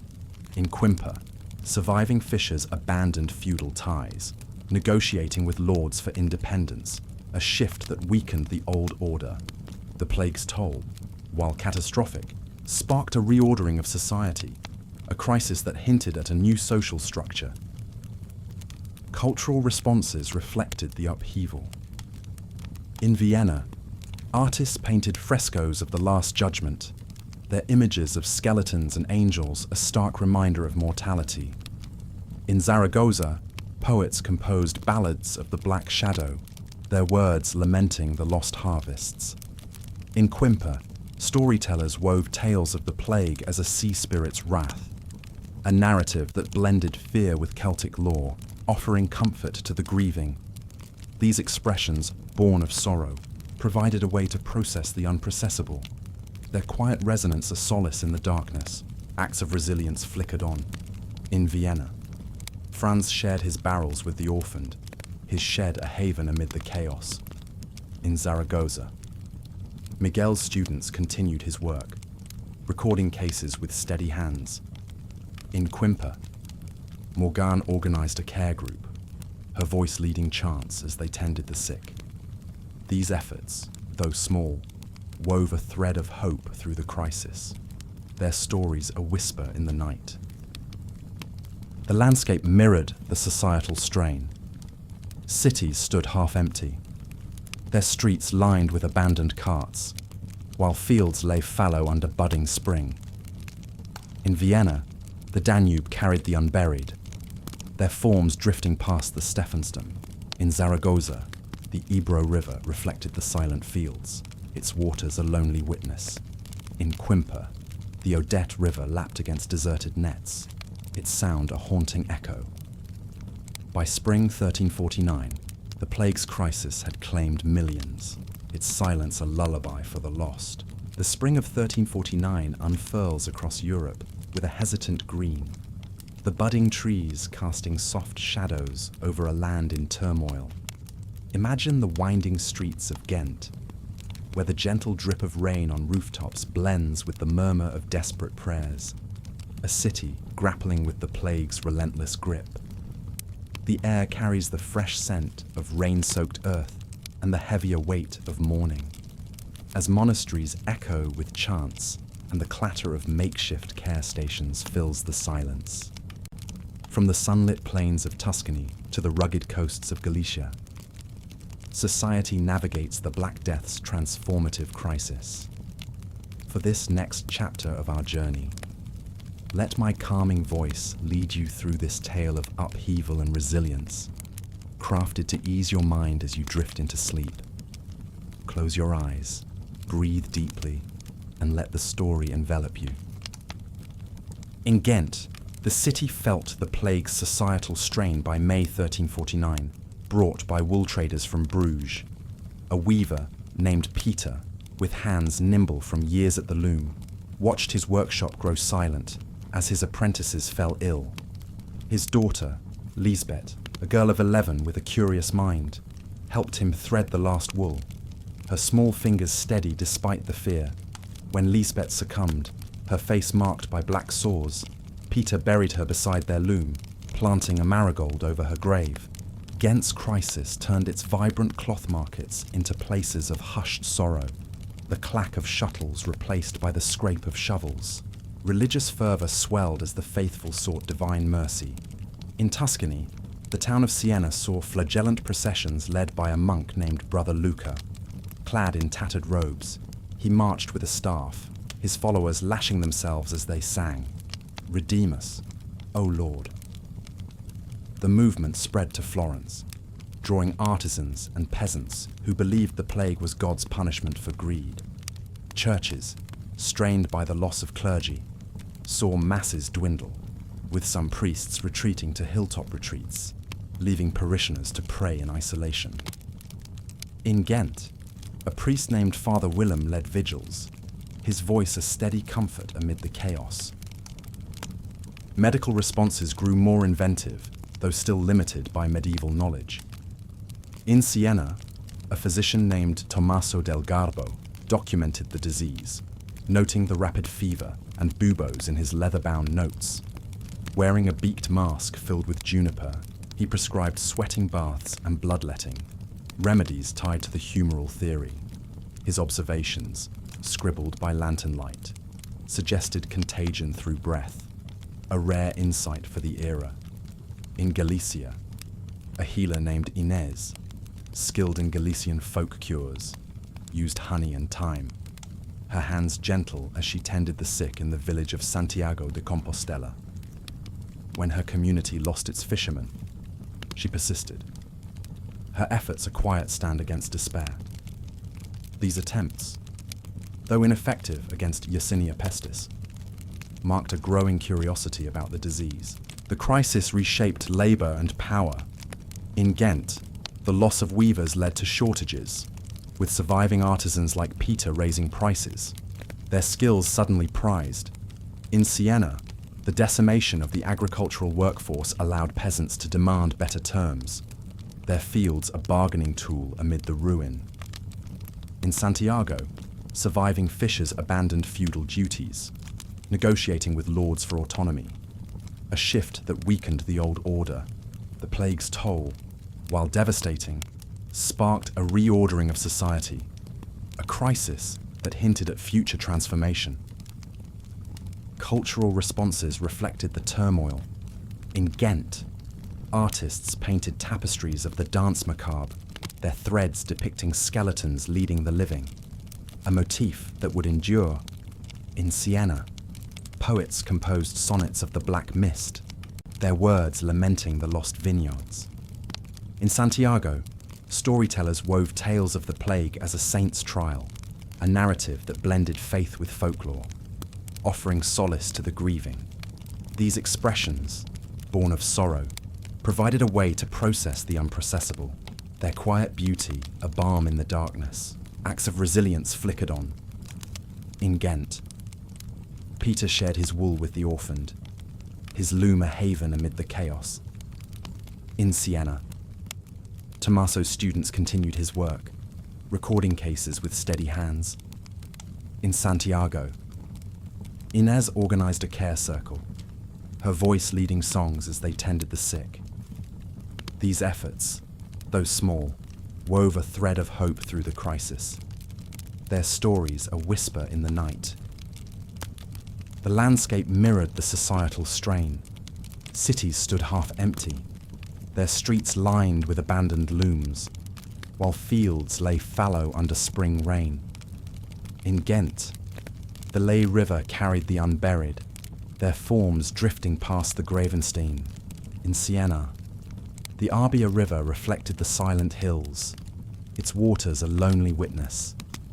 In Santiago, the Ula River lapped against deserted boats, its sound a haunting echo. By spring 1349, the plague's crisis had claimed millions, its silence a lullaby for the lost. The spring of 1349 casts a gentle light over Europe, the budding leaves whispering hope amid a land gripped by crisis. Imagine the stone-paved streets of Milan, where the soft rustle of wind through olive trees blends with the low drone of communal prayers. A city wrestling with the plague's enduring shadow.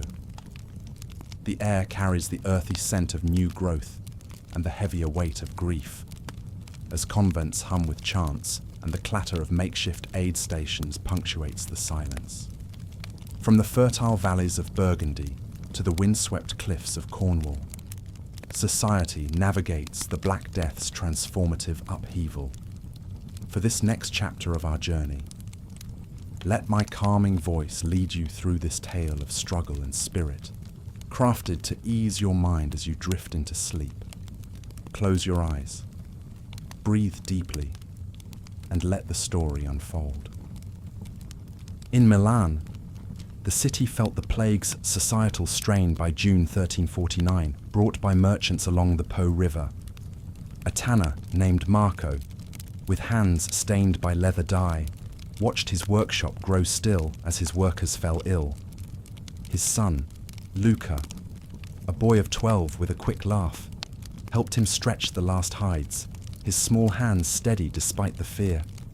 When Luca succumbed, his face marked by black sores, Marco buried him beside their tannery, planting a laurel sapling over his grave.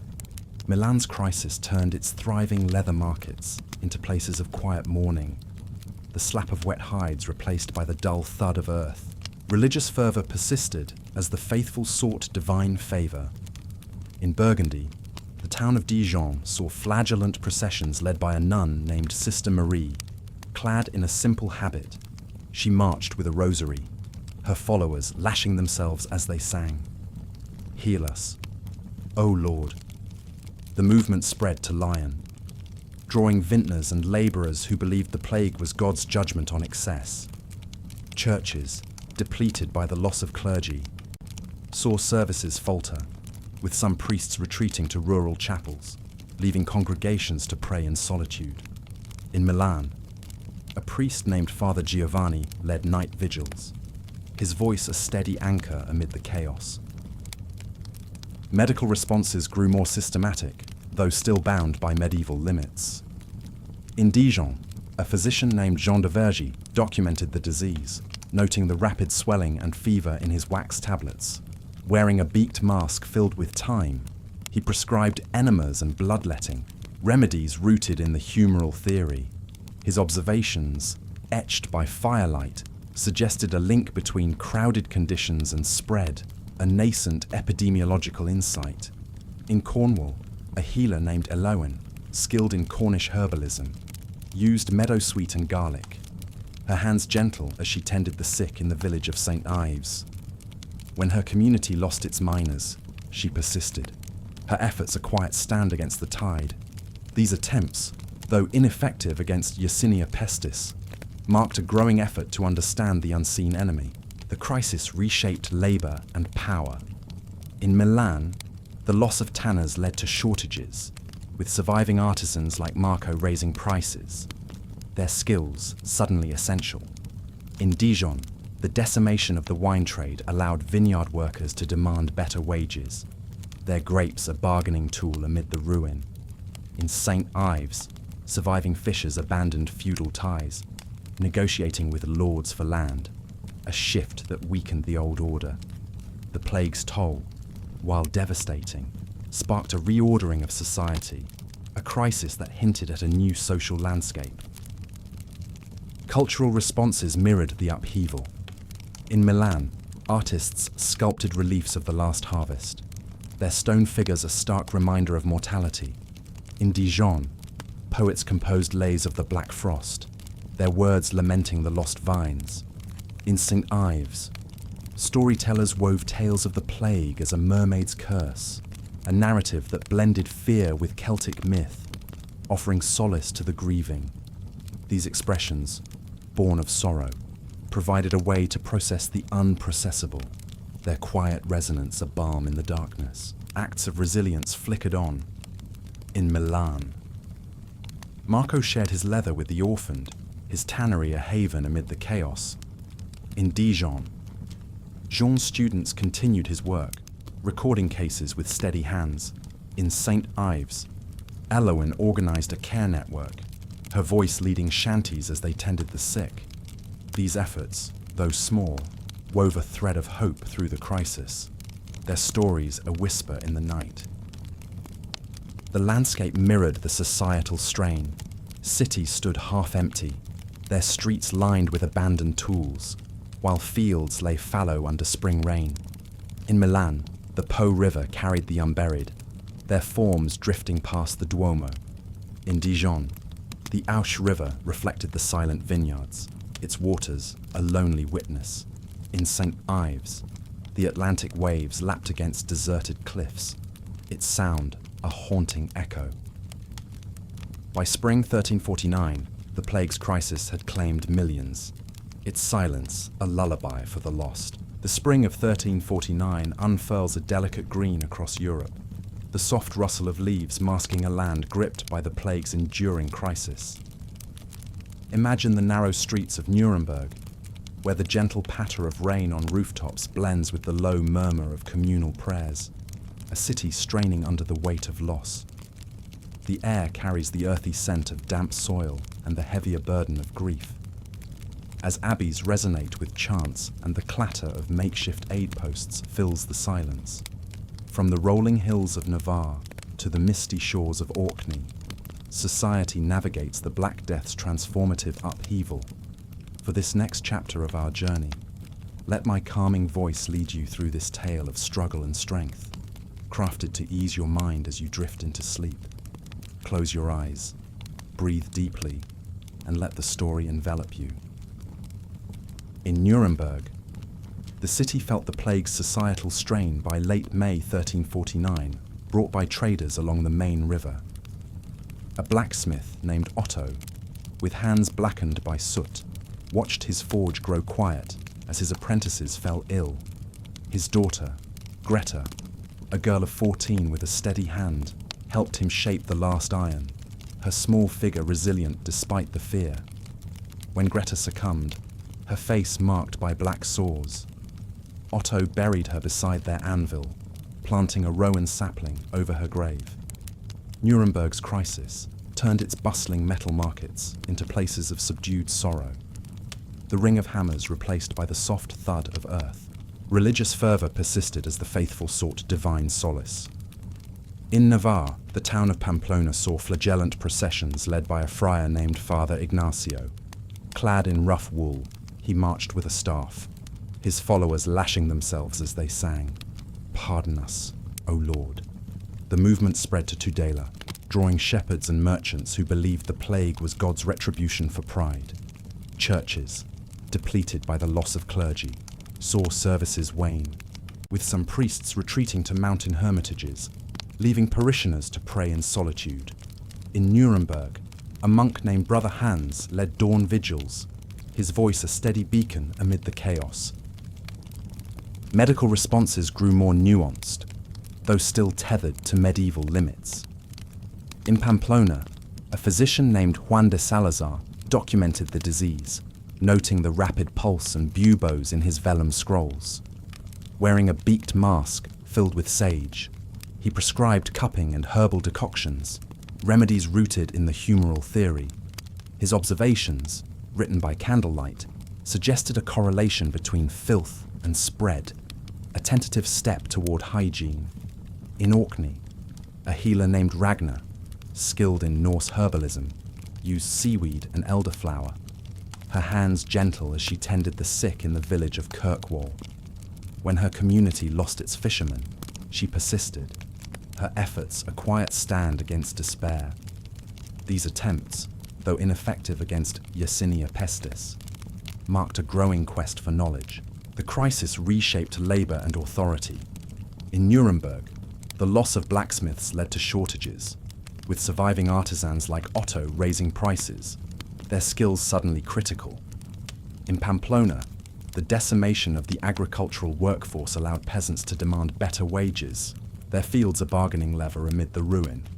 In Kirkwall, surviving crofters abandoned feudal ties, negotiating with lords for land, a shift that weakened the old order. The plague's toll, while catastrophic, sparked a reordering of society, a crisis that hinted at a new social dawn. Cultural responses mirrored the upheaval. In Nuremberg, artists carved woodcuts of the final forge, their images depicting skeletons hammering anvils, a stark reminder of mortality. In Pamplona, poets composed odes to the black rain, their words lamenting the lost flocks. In Kirkwall, storytellers wove tales of the plague as a sea giant's wrath, a narrative that blended fear with Norse myth, offering solace to the grieving.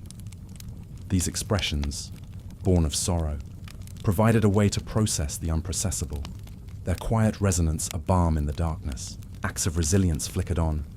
In Nuremberg, Otto shared his iron with the orphaned, his forge a haven amid the chaos. In Pamplona, Juan's students continued his work, recording cases with steady hands. In Kirkwall, Ragnar organized a care network, her voice leading sea shanties as they tended the sick. These efforts, though small, wove a thread of hope through the crisis, their stories a whisper in the night. The landscape mirrored the societal strain. Cities stood half empty, their streets lined with abandoned tools, while fields lay fallow under spring rain. In Nuremberg, the Pegnitz River carried the unburied, their forms drifting past the city walls. In Pamplona, the Arga River reflected the silent pastures, its waters a lonely witness. In Kirkwall, the North Sea waves lapped against deserted skerries, its sound a haunting echo. By spring 1349, the plague's crisis had claimed millions, its silence a lullaby for the lost. Legacy and recovery. The year is 1350, and a tentative spring dawn breaks over Europe. The first rays of sunlight illuminating a land forever changed by the Black Death. Imagine the rolling hills of Provence, where the lavender fields stir with a gentle breeze, their purple blooms a quiet testament to survival amid the scars of loss. The air carries the sweet scent of renewal and the lingering weight of memory. As villages rebuild and churches ring with cautious hope. From the vineyards of Tuscany to the fjords of Norway, the legacy of the plague unfolds, a story of resilience and transformation. For the next hour, let my calm voice guide you through this tale of recovery, crafted to ease your mind as you drift into rest. Close your eyes, breathe deeply, and step into a world reborn. The legacy of the Black Death began to take shape as the plague's intensity waned by mid-1350. In Tuscany, the city of Florence, though decimated, saw its survivors emerge with a new resolve. A merchant named Lorenzo, with hands weathered by trade, rebuilt his shop, its shelves once again stocked with silk from the east. His wife, Sophia, had perished, leaving him to raise their son, Matteo, alone. Lorenzo hired a young apprentice, Guido, whose family had also fallen, offering him a chance to learn the trade. Florence's recovery turned its silent piazzas into hubs of commerce once more, the clatter of carts a sign of life returning. The cultural shifts were profound. In Provence, artists, like the anonymous master of the Triumph of Death, painted frescoes depicting skeletons leading the living, a motif that captured the era's preoccupation with mortality. These works, found in churches and town halls, inspired a wave of art that would influence the Renaissance. In Norway, the town of Bergen saw skalds compose sagas of the Black Winter, their verses blending grief with tales of survival, passed down through generations. The plague's legacy left a cultural imprint, turning loss into a catalyst for creativity and reflection. Labor dynamics underwent a seismic change. In Tuscany, the shortage of workers led to the rise of a labor market, with peasants like a farmer named Giovanni demanding wages instead of servitude. His fields, once worked under a lord's whip, now yielded crops he sold for profit, a shift that weakened feudal bonds. In Provence, vintners, like a widow named Claire, hired laborers at higher rates, her vineyard thriving as she rebuilt her life. The Black Death's toll, while devastating, broke the old order, paving the way for a more fluid society. Faith, too, evolved in the aftermath. In Florence, the church, chastened by its inability to halt the plague, saw a resurgence of lay piety, with groups like the confraternities offering care to the poor. A monk named Brother Tommaso led these efforts, his voice guiding prayers for the departed. In Bergen, the Norse turned to local saints, building shrines to St. Sunniva, their faith a blend of old traditions and new hope.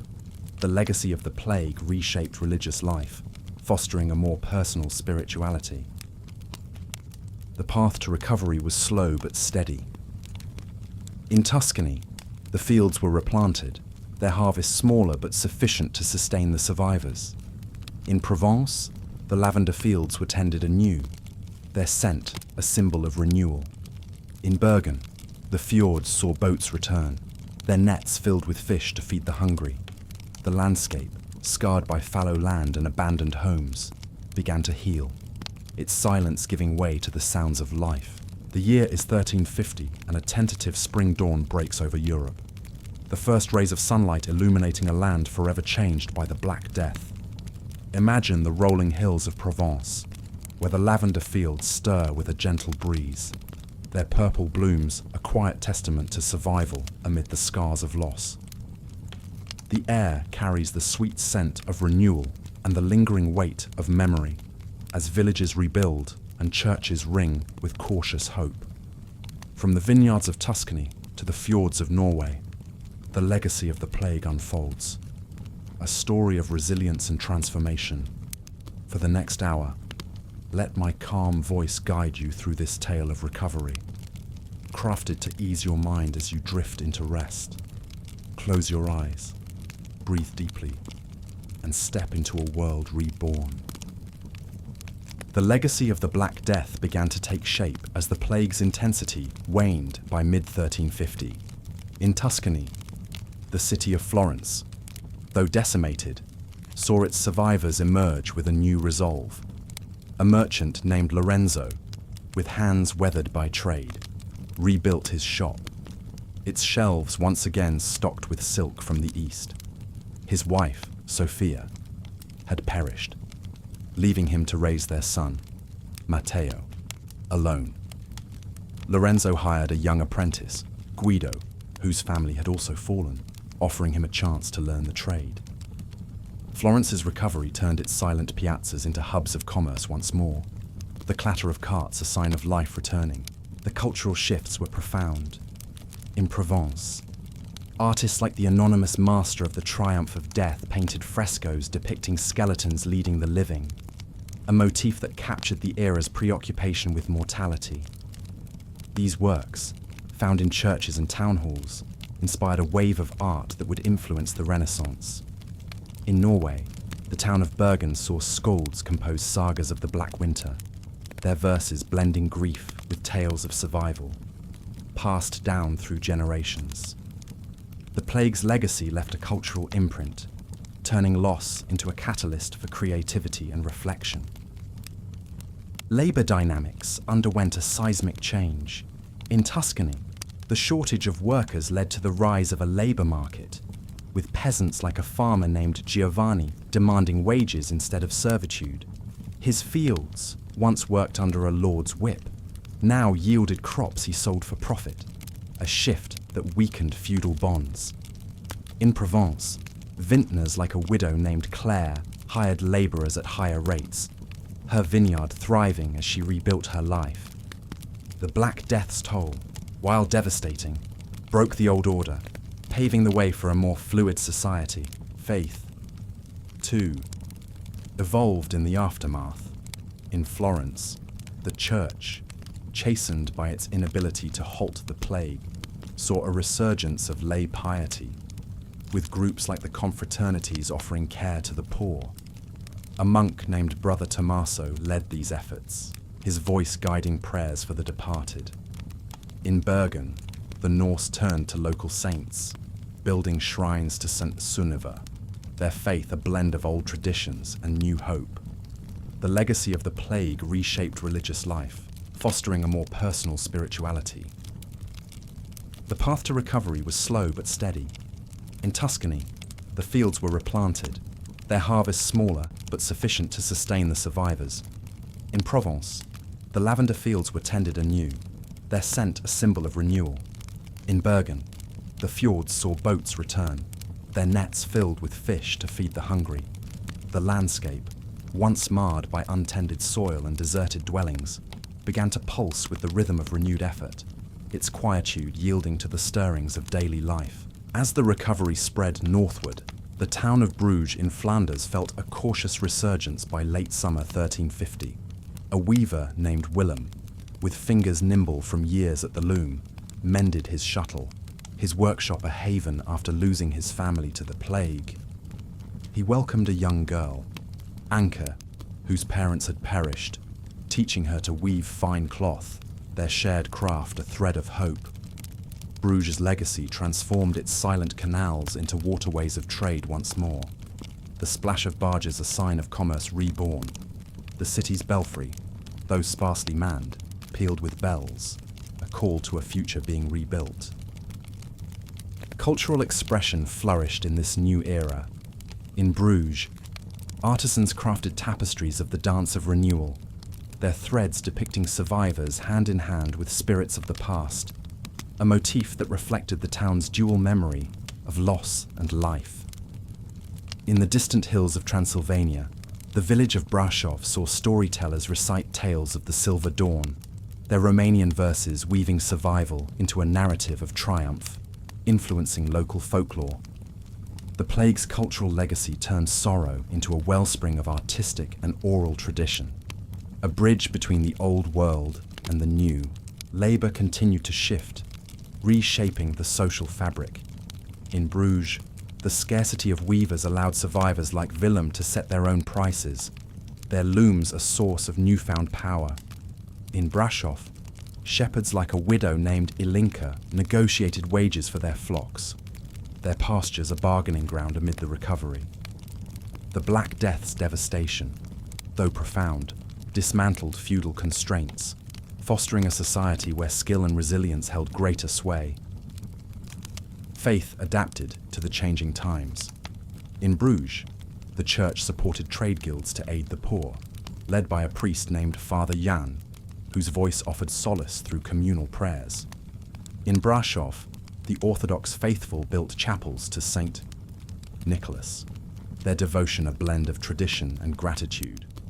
The plague's spiritual legacy encouraged a faith rooted in community action and personal reflection, a quiet strength amid the rebuilding.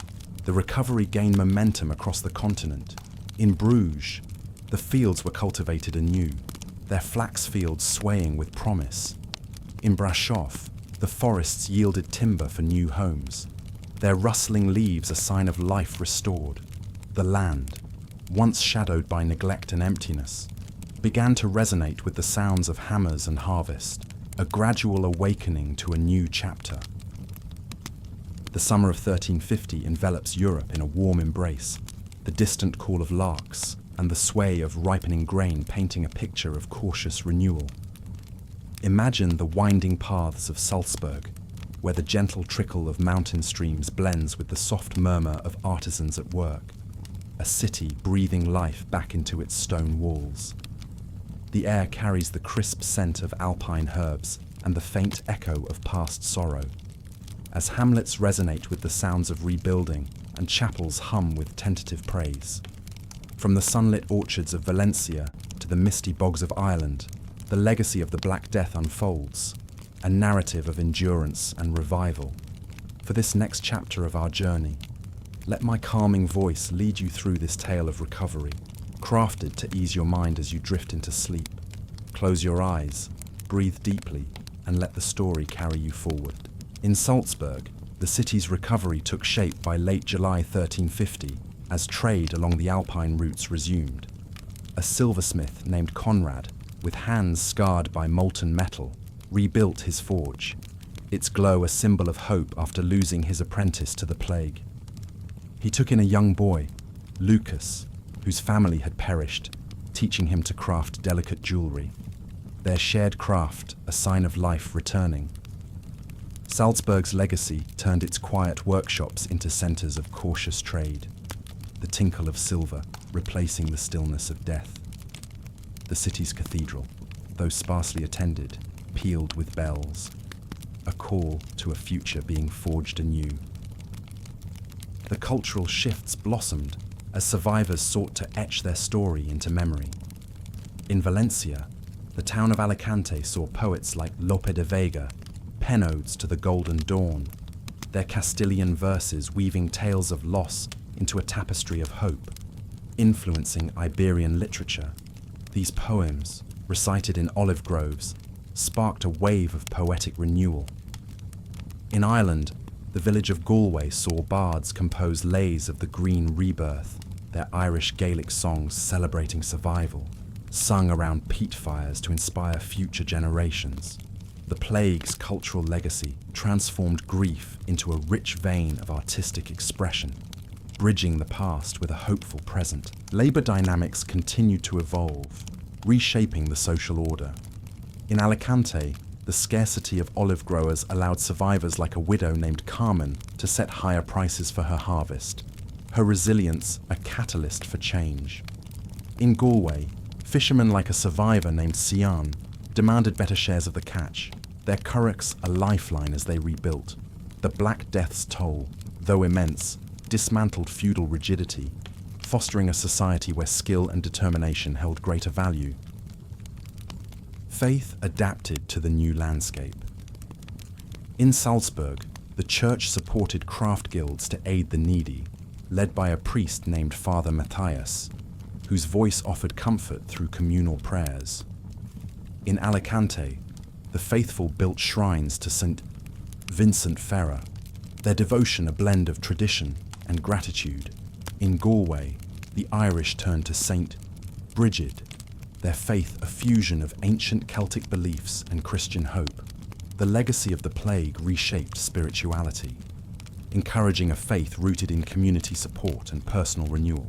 The path to recovery grew more robust. In Salzburg, the mines were reopened, their silver sustaining the town's revival.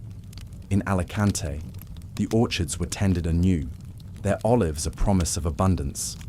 In Galway, the bogs yielded peat once more, their warmth fueling homes and hearths. The land, once shadowed by neglect and desolation, began to thrum with the pulse of renewed activity.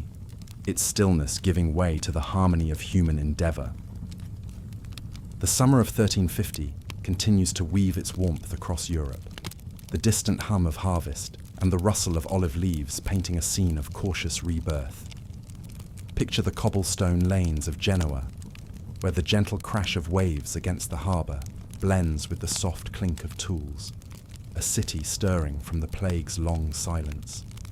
The air carries the briny scent of the sea and the subtle fragrance of ripening grapes, a mix of renewal and remembrance, as towns echo with the sounds of rebuilding and monasteries hum with quiet gratitude.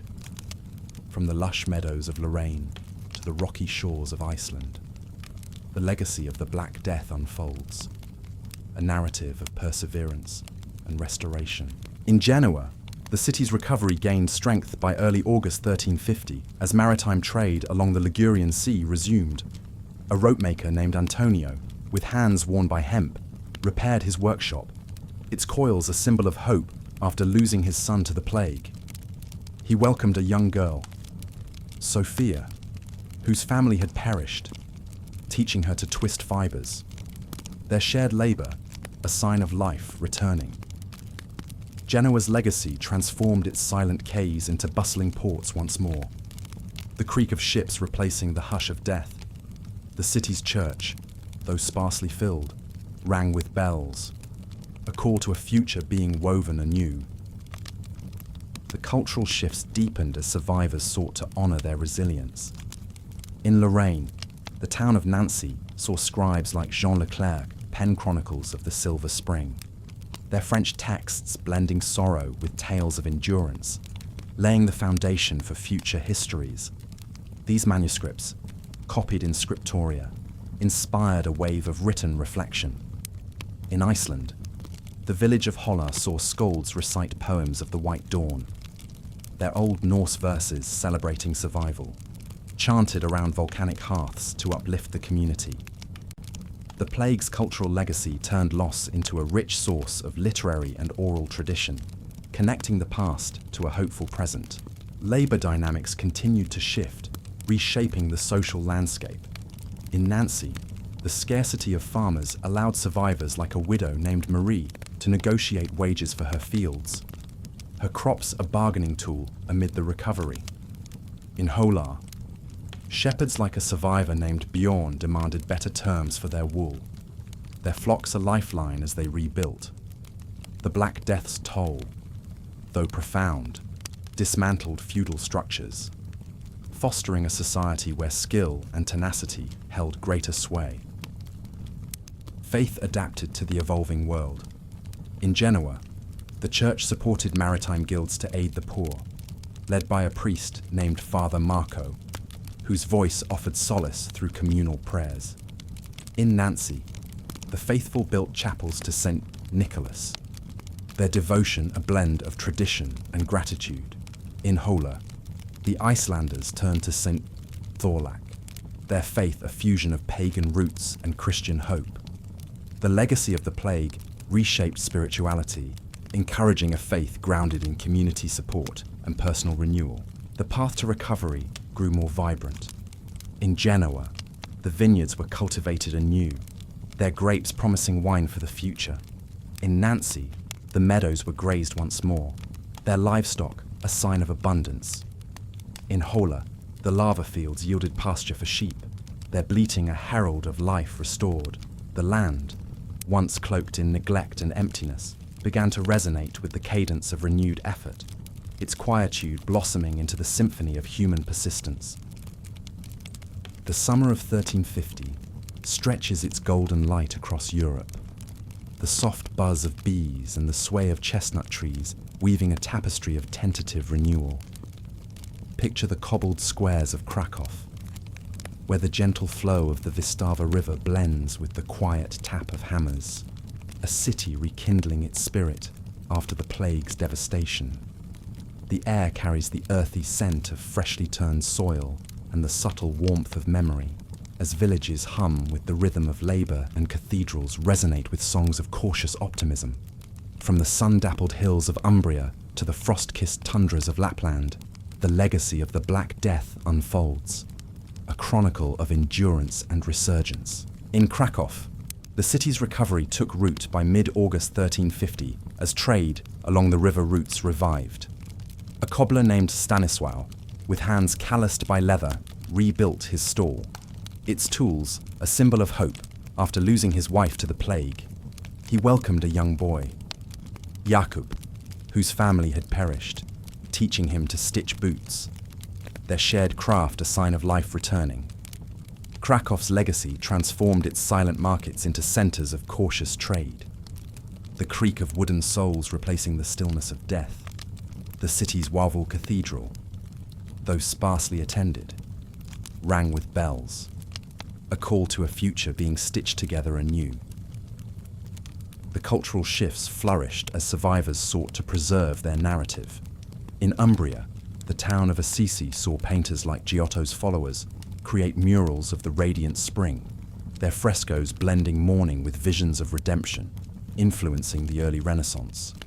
These artworks, adorning chapels, sparked a wave of artistic rebirth. In Lapland, the village of Kemi saw shamans chant songs of the northern light, their Sami verses celebrating survival, sung around fire pits to inspire the community. The plague's cultural legacy turned grief into a vibrant source of visual and oral tradition, linking the past to a hopeful horizon. Labor dynamics continued to evolve, reshaping the social order. In Assisi, the scarcity of farmers allowed survivors like a widow named Lucia to negotiate wages for her olive groves, her harvest a bargaining tool amid the recovery. In Kemi, reindeer herders like a survivor named Aino demanded better terms for their pelts, their herds a lifeline as they rebuilt.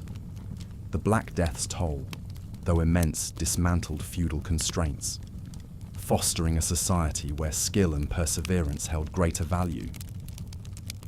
Faith adapted to the new reality. In Krakow, the church supported craft guilds to aid the needy, led by a priest named Father Wojciech, whose voice offered comfort through communal prayers. In Assisi, the faithful built shrines to Saint Francis, their devotion a blend of tradition and gratitude.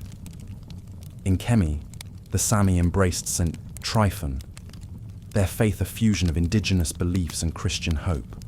The legacy of the plague reshaped spirituality, encouraging a faith rooted in community strength and personal reflection. The path to recovery grew more vibrant. In Krakow, the fields were sown anew, their rye fields swaying with promise. In Assisi, the vineyards were tended once more, their grapes a sign of abundance. In Kemi, the tundras yielded lichen for the reindeer, their grazing a herald of life restored. The land, once shrouded in neglect and stillness, began to pulse with the energy of renewed endeavor, its quietude blossoming into the melody of human resilience. The summer of 1350 fades into a tranquil dusk across Europe, the soft glow of fireflies and the rustle of settling leaves marking the close of a transformative chapter. Picture the sprawling plains of the Danube, where the gentle murmur of the river blends with the distant laughter of children, a continent breathing anew after the Black Death's trials.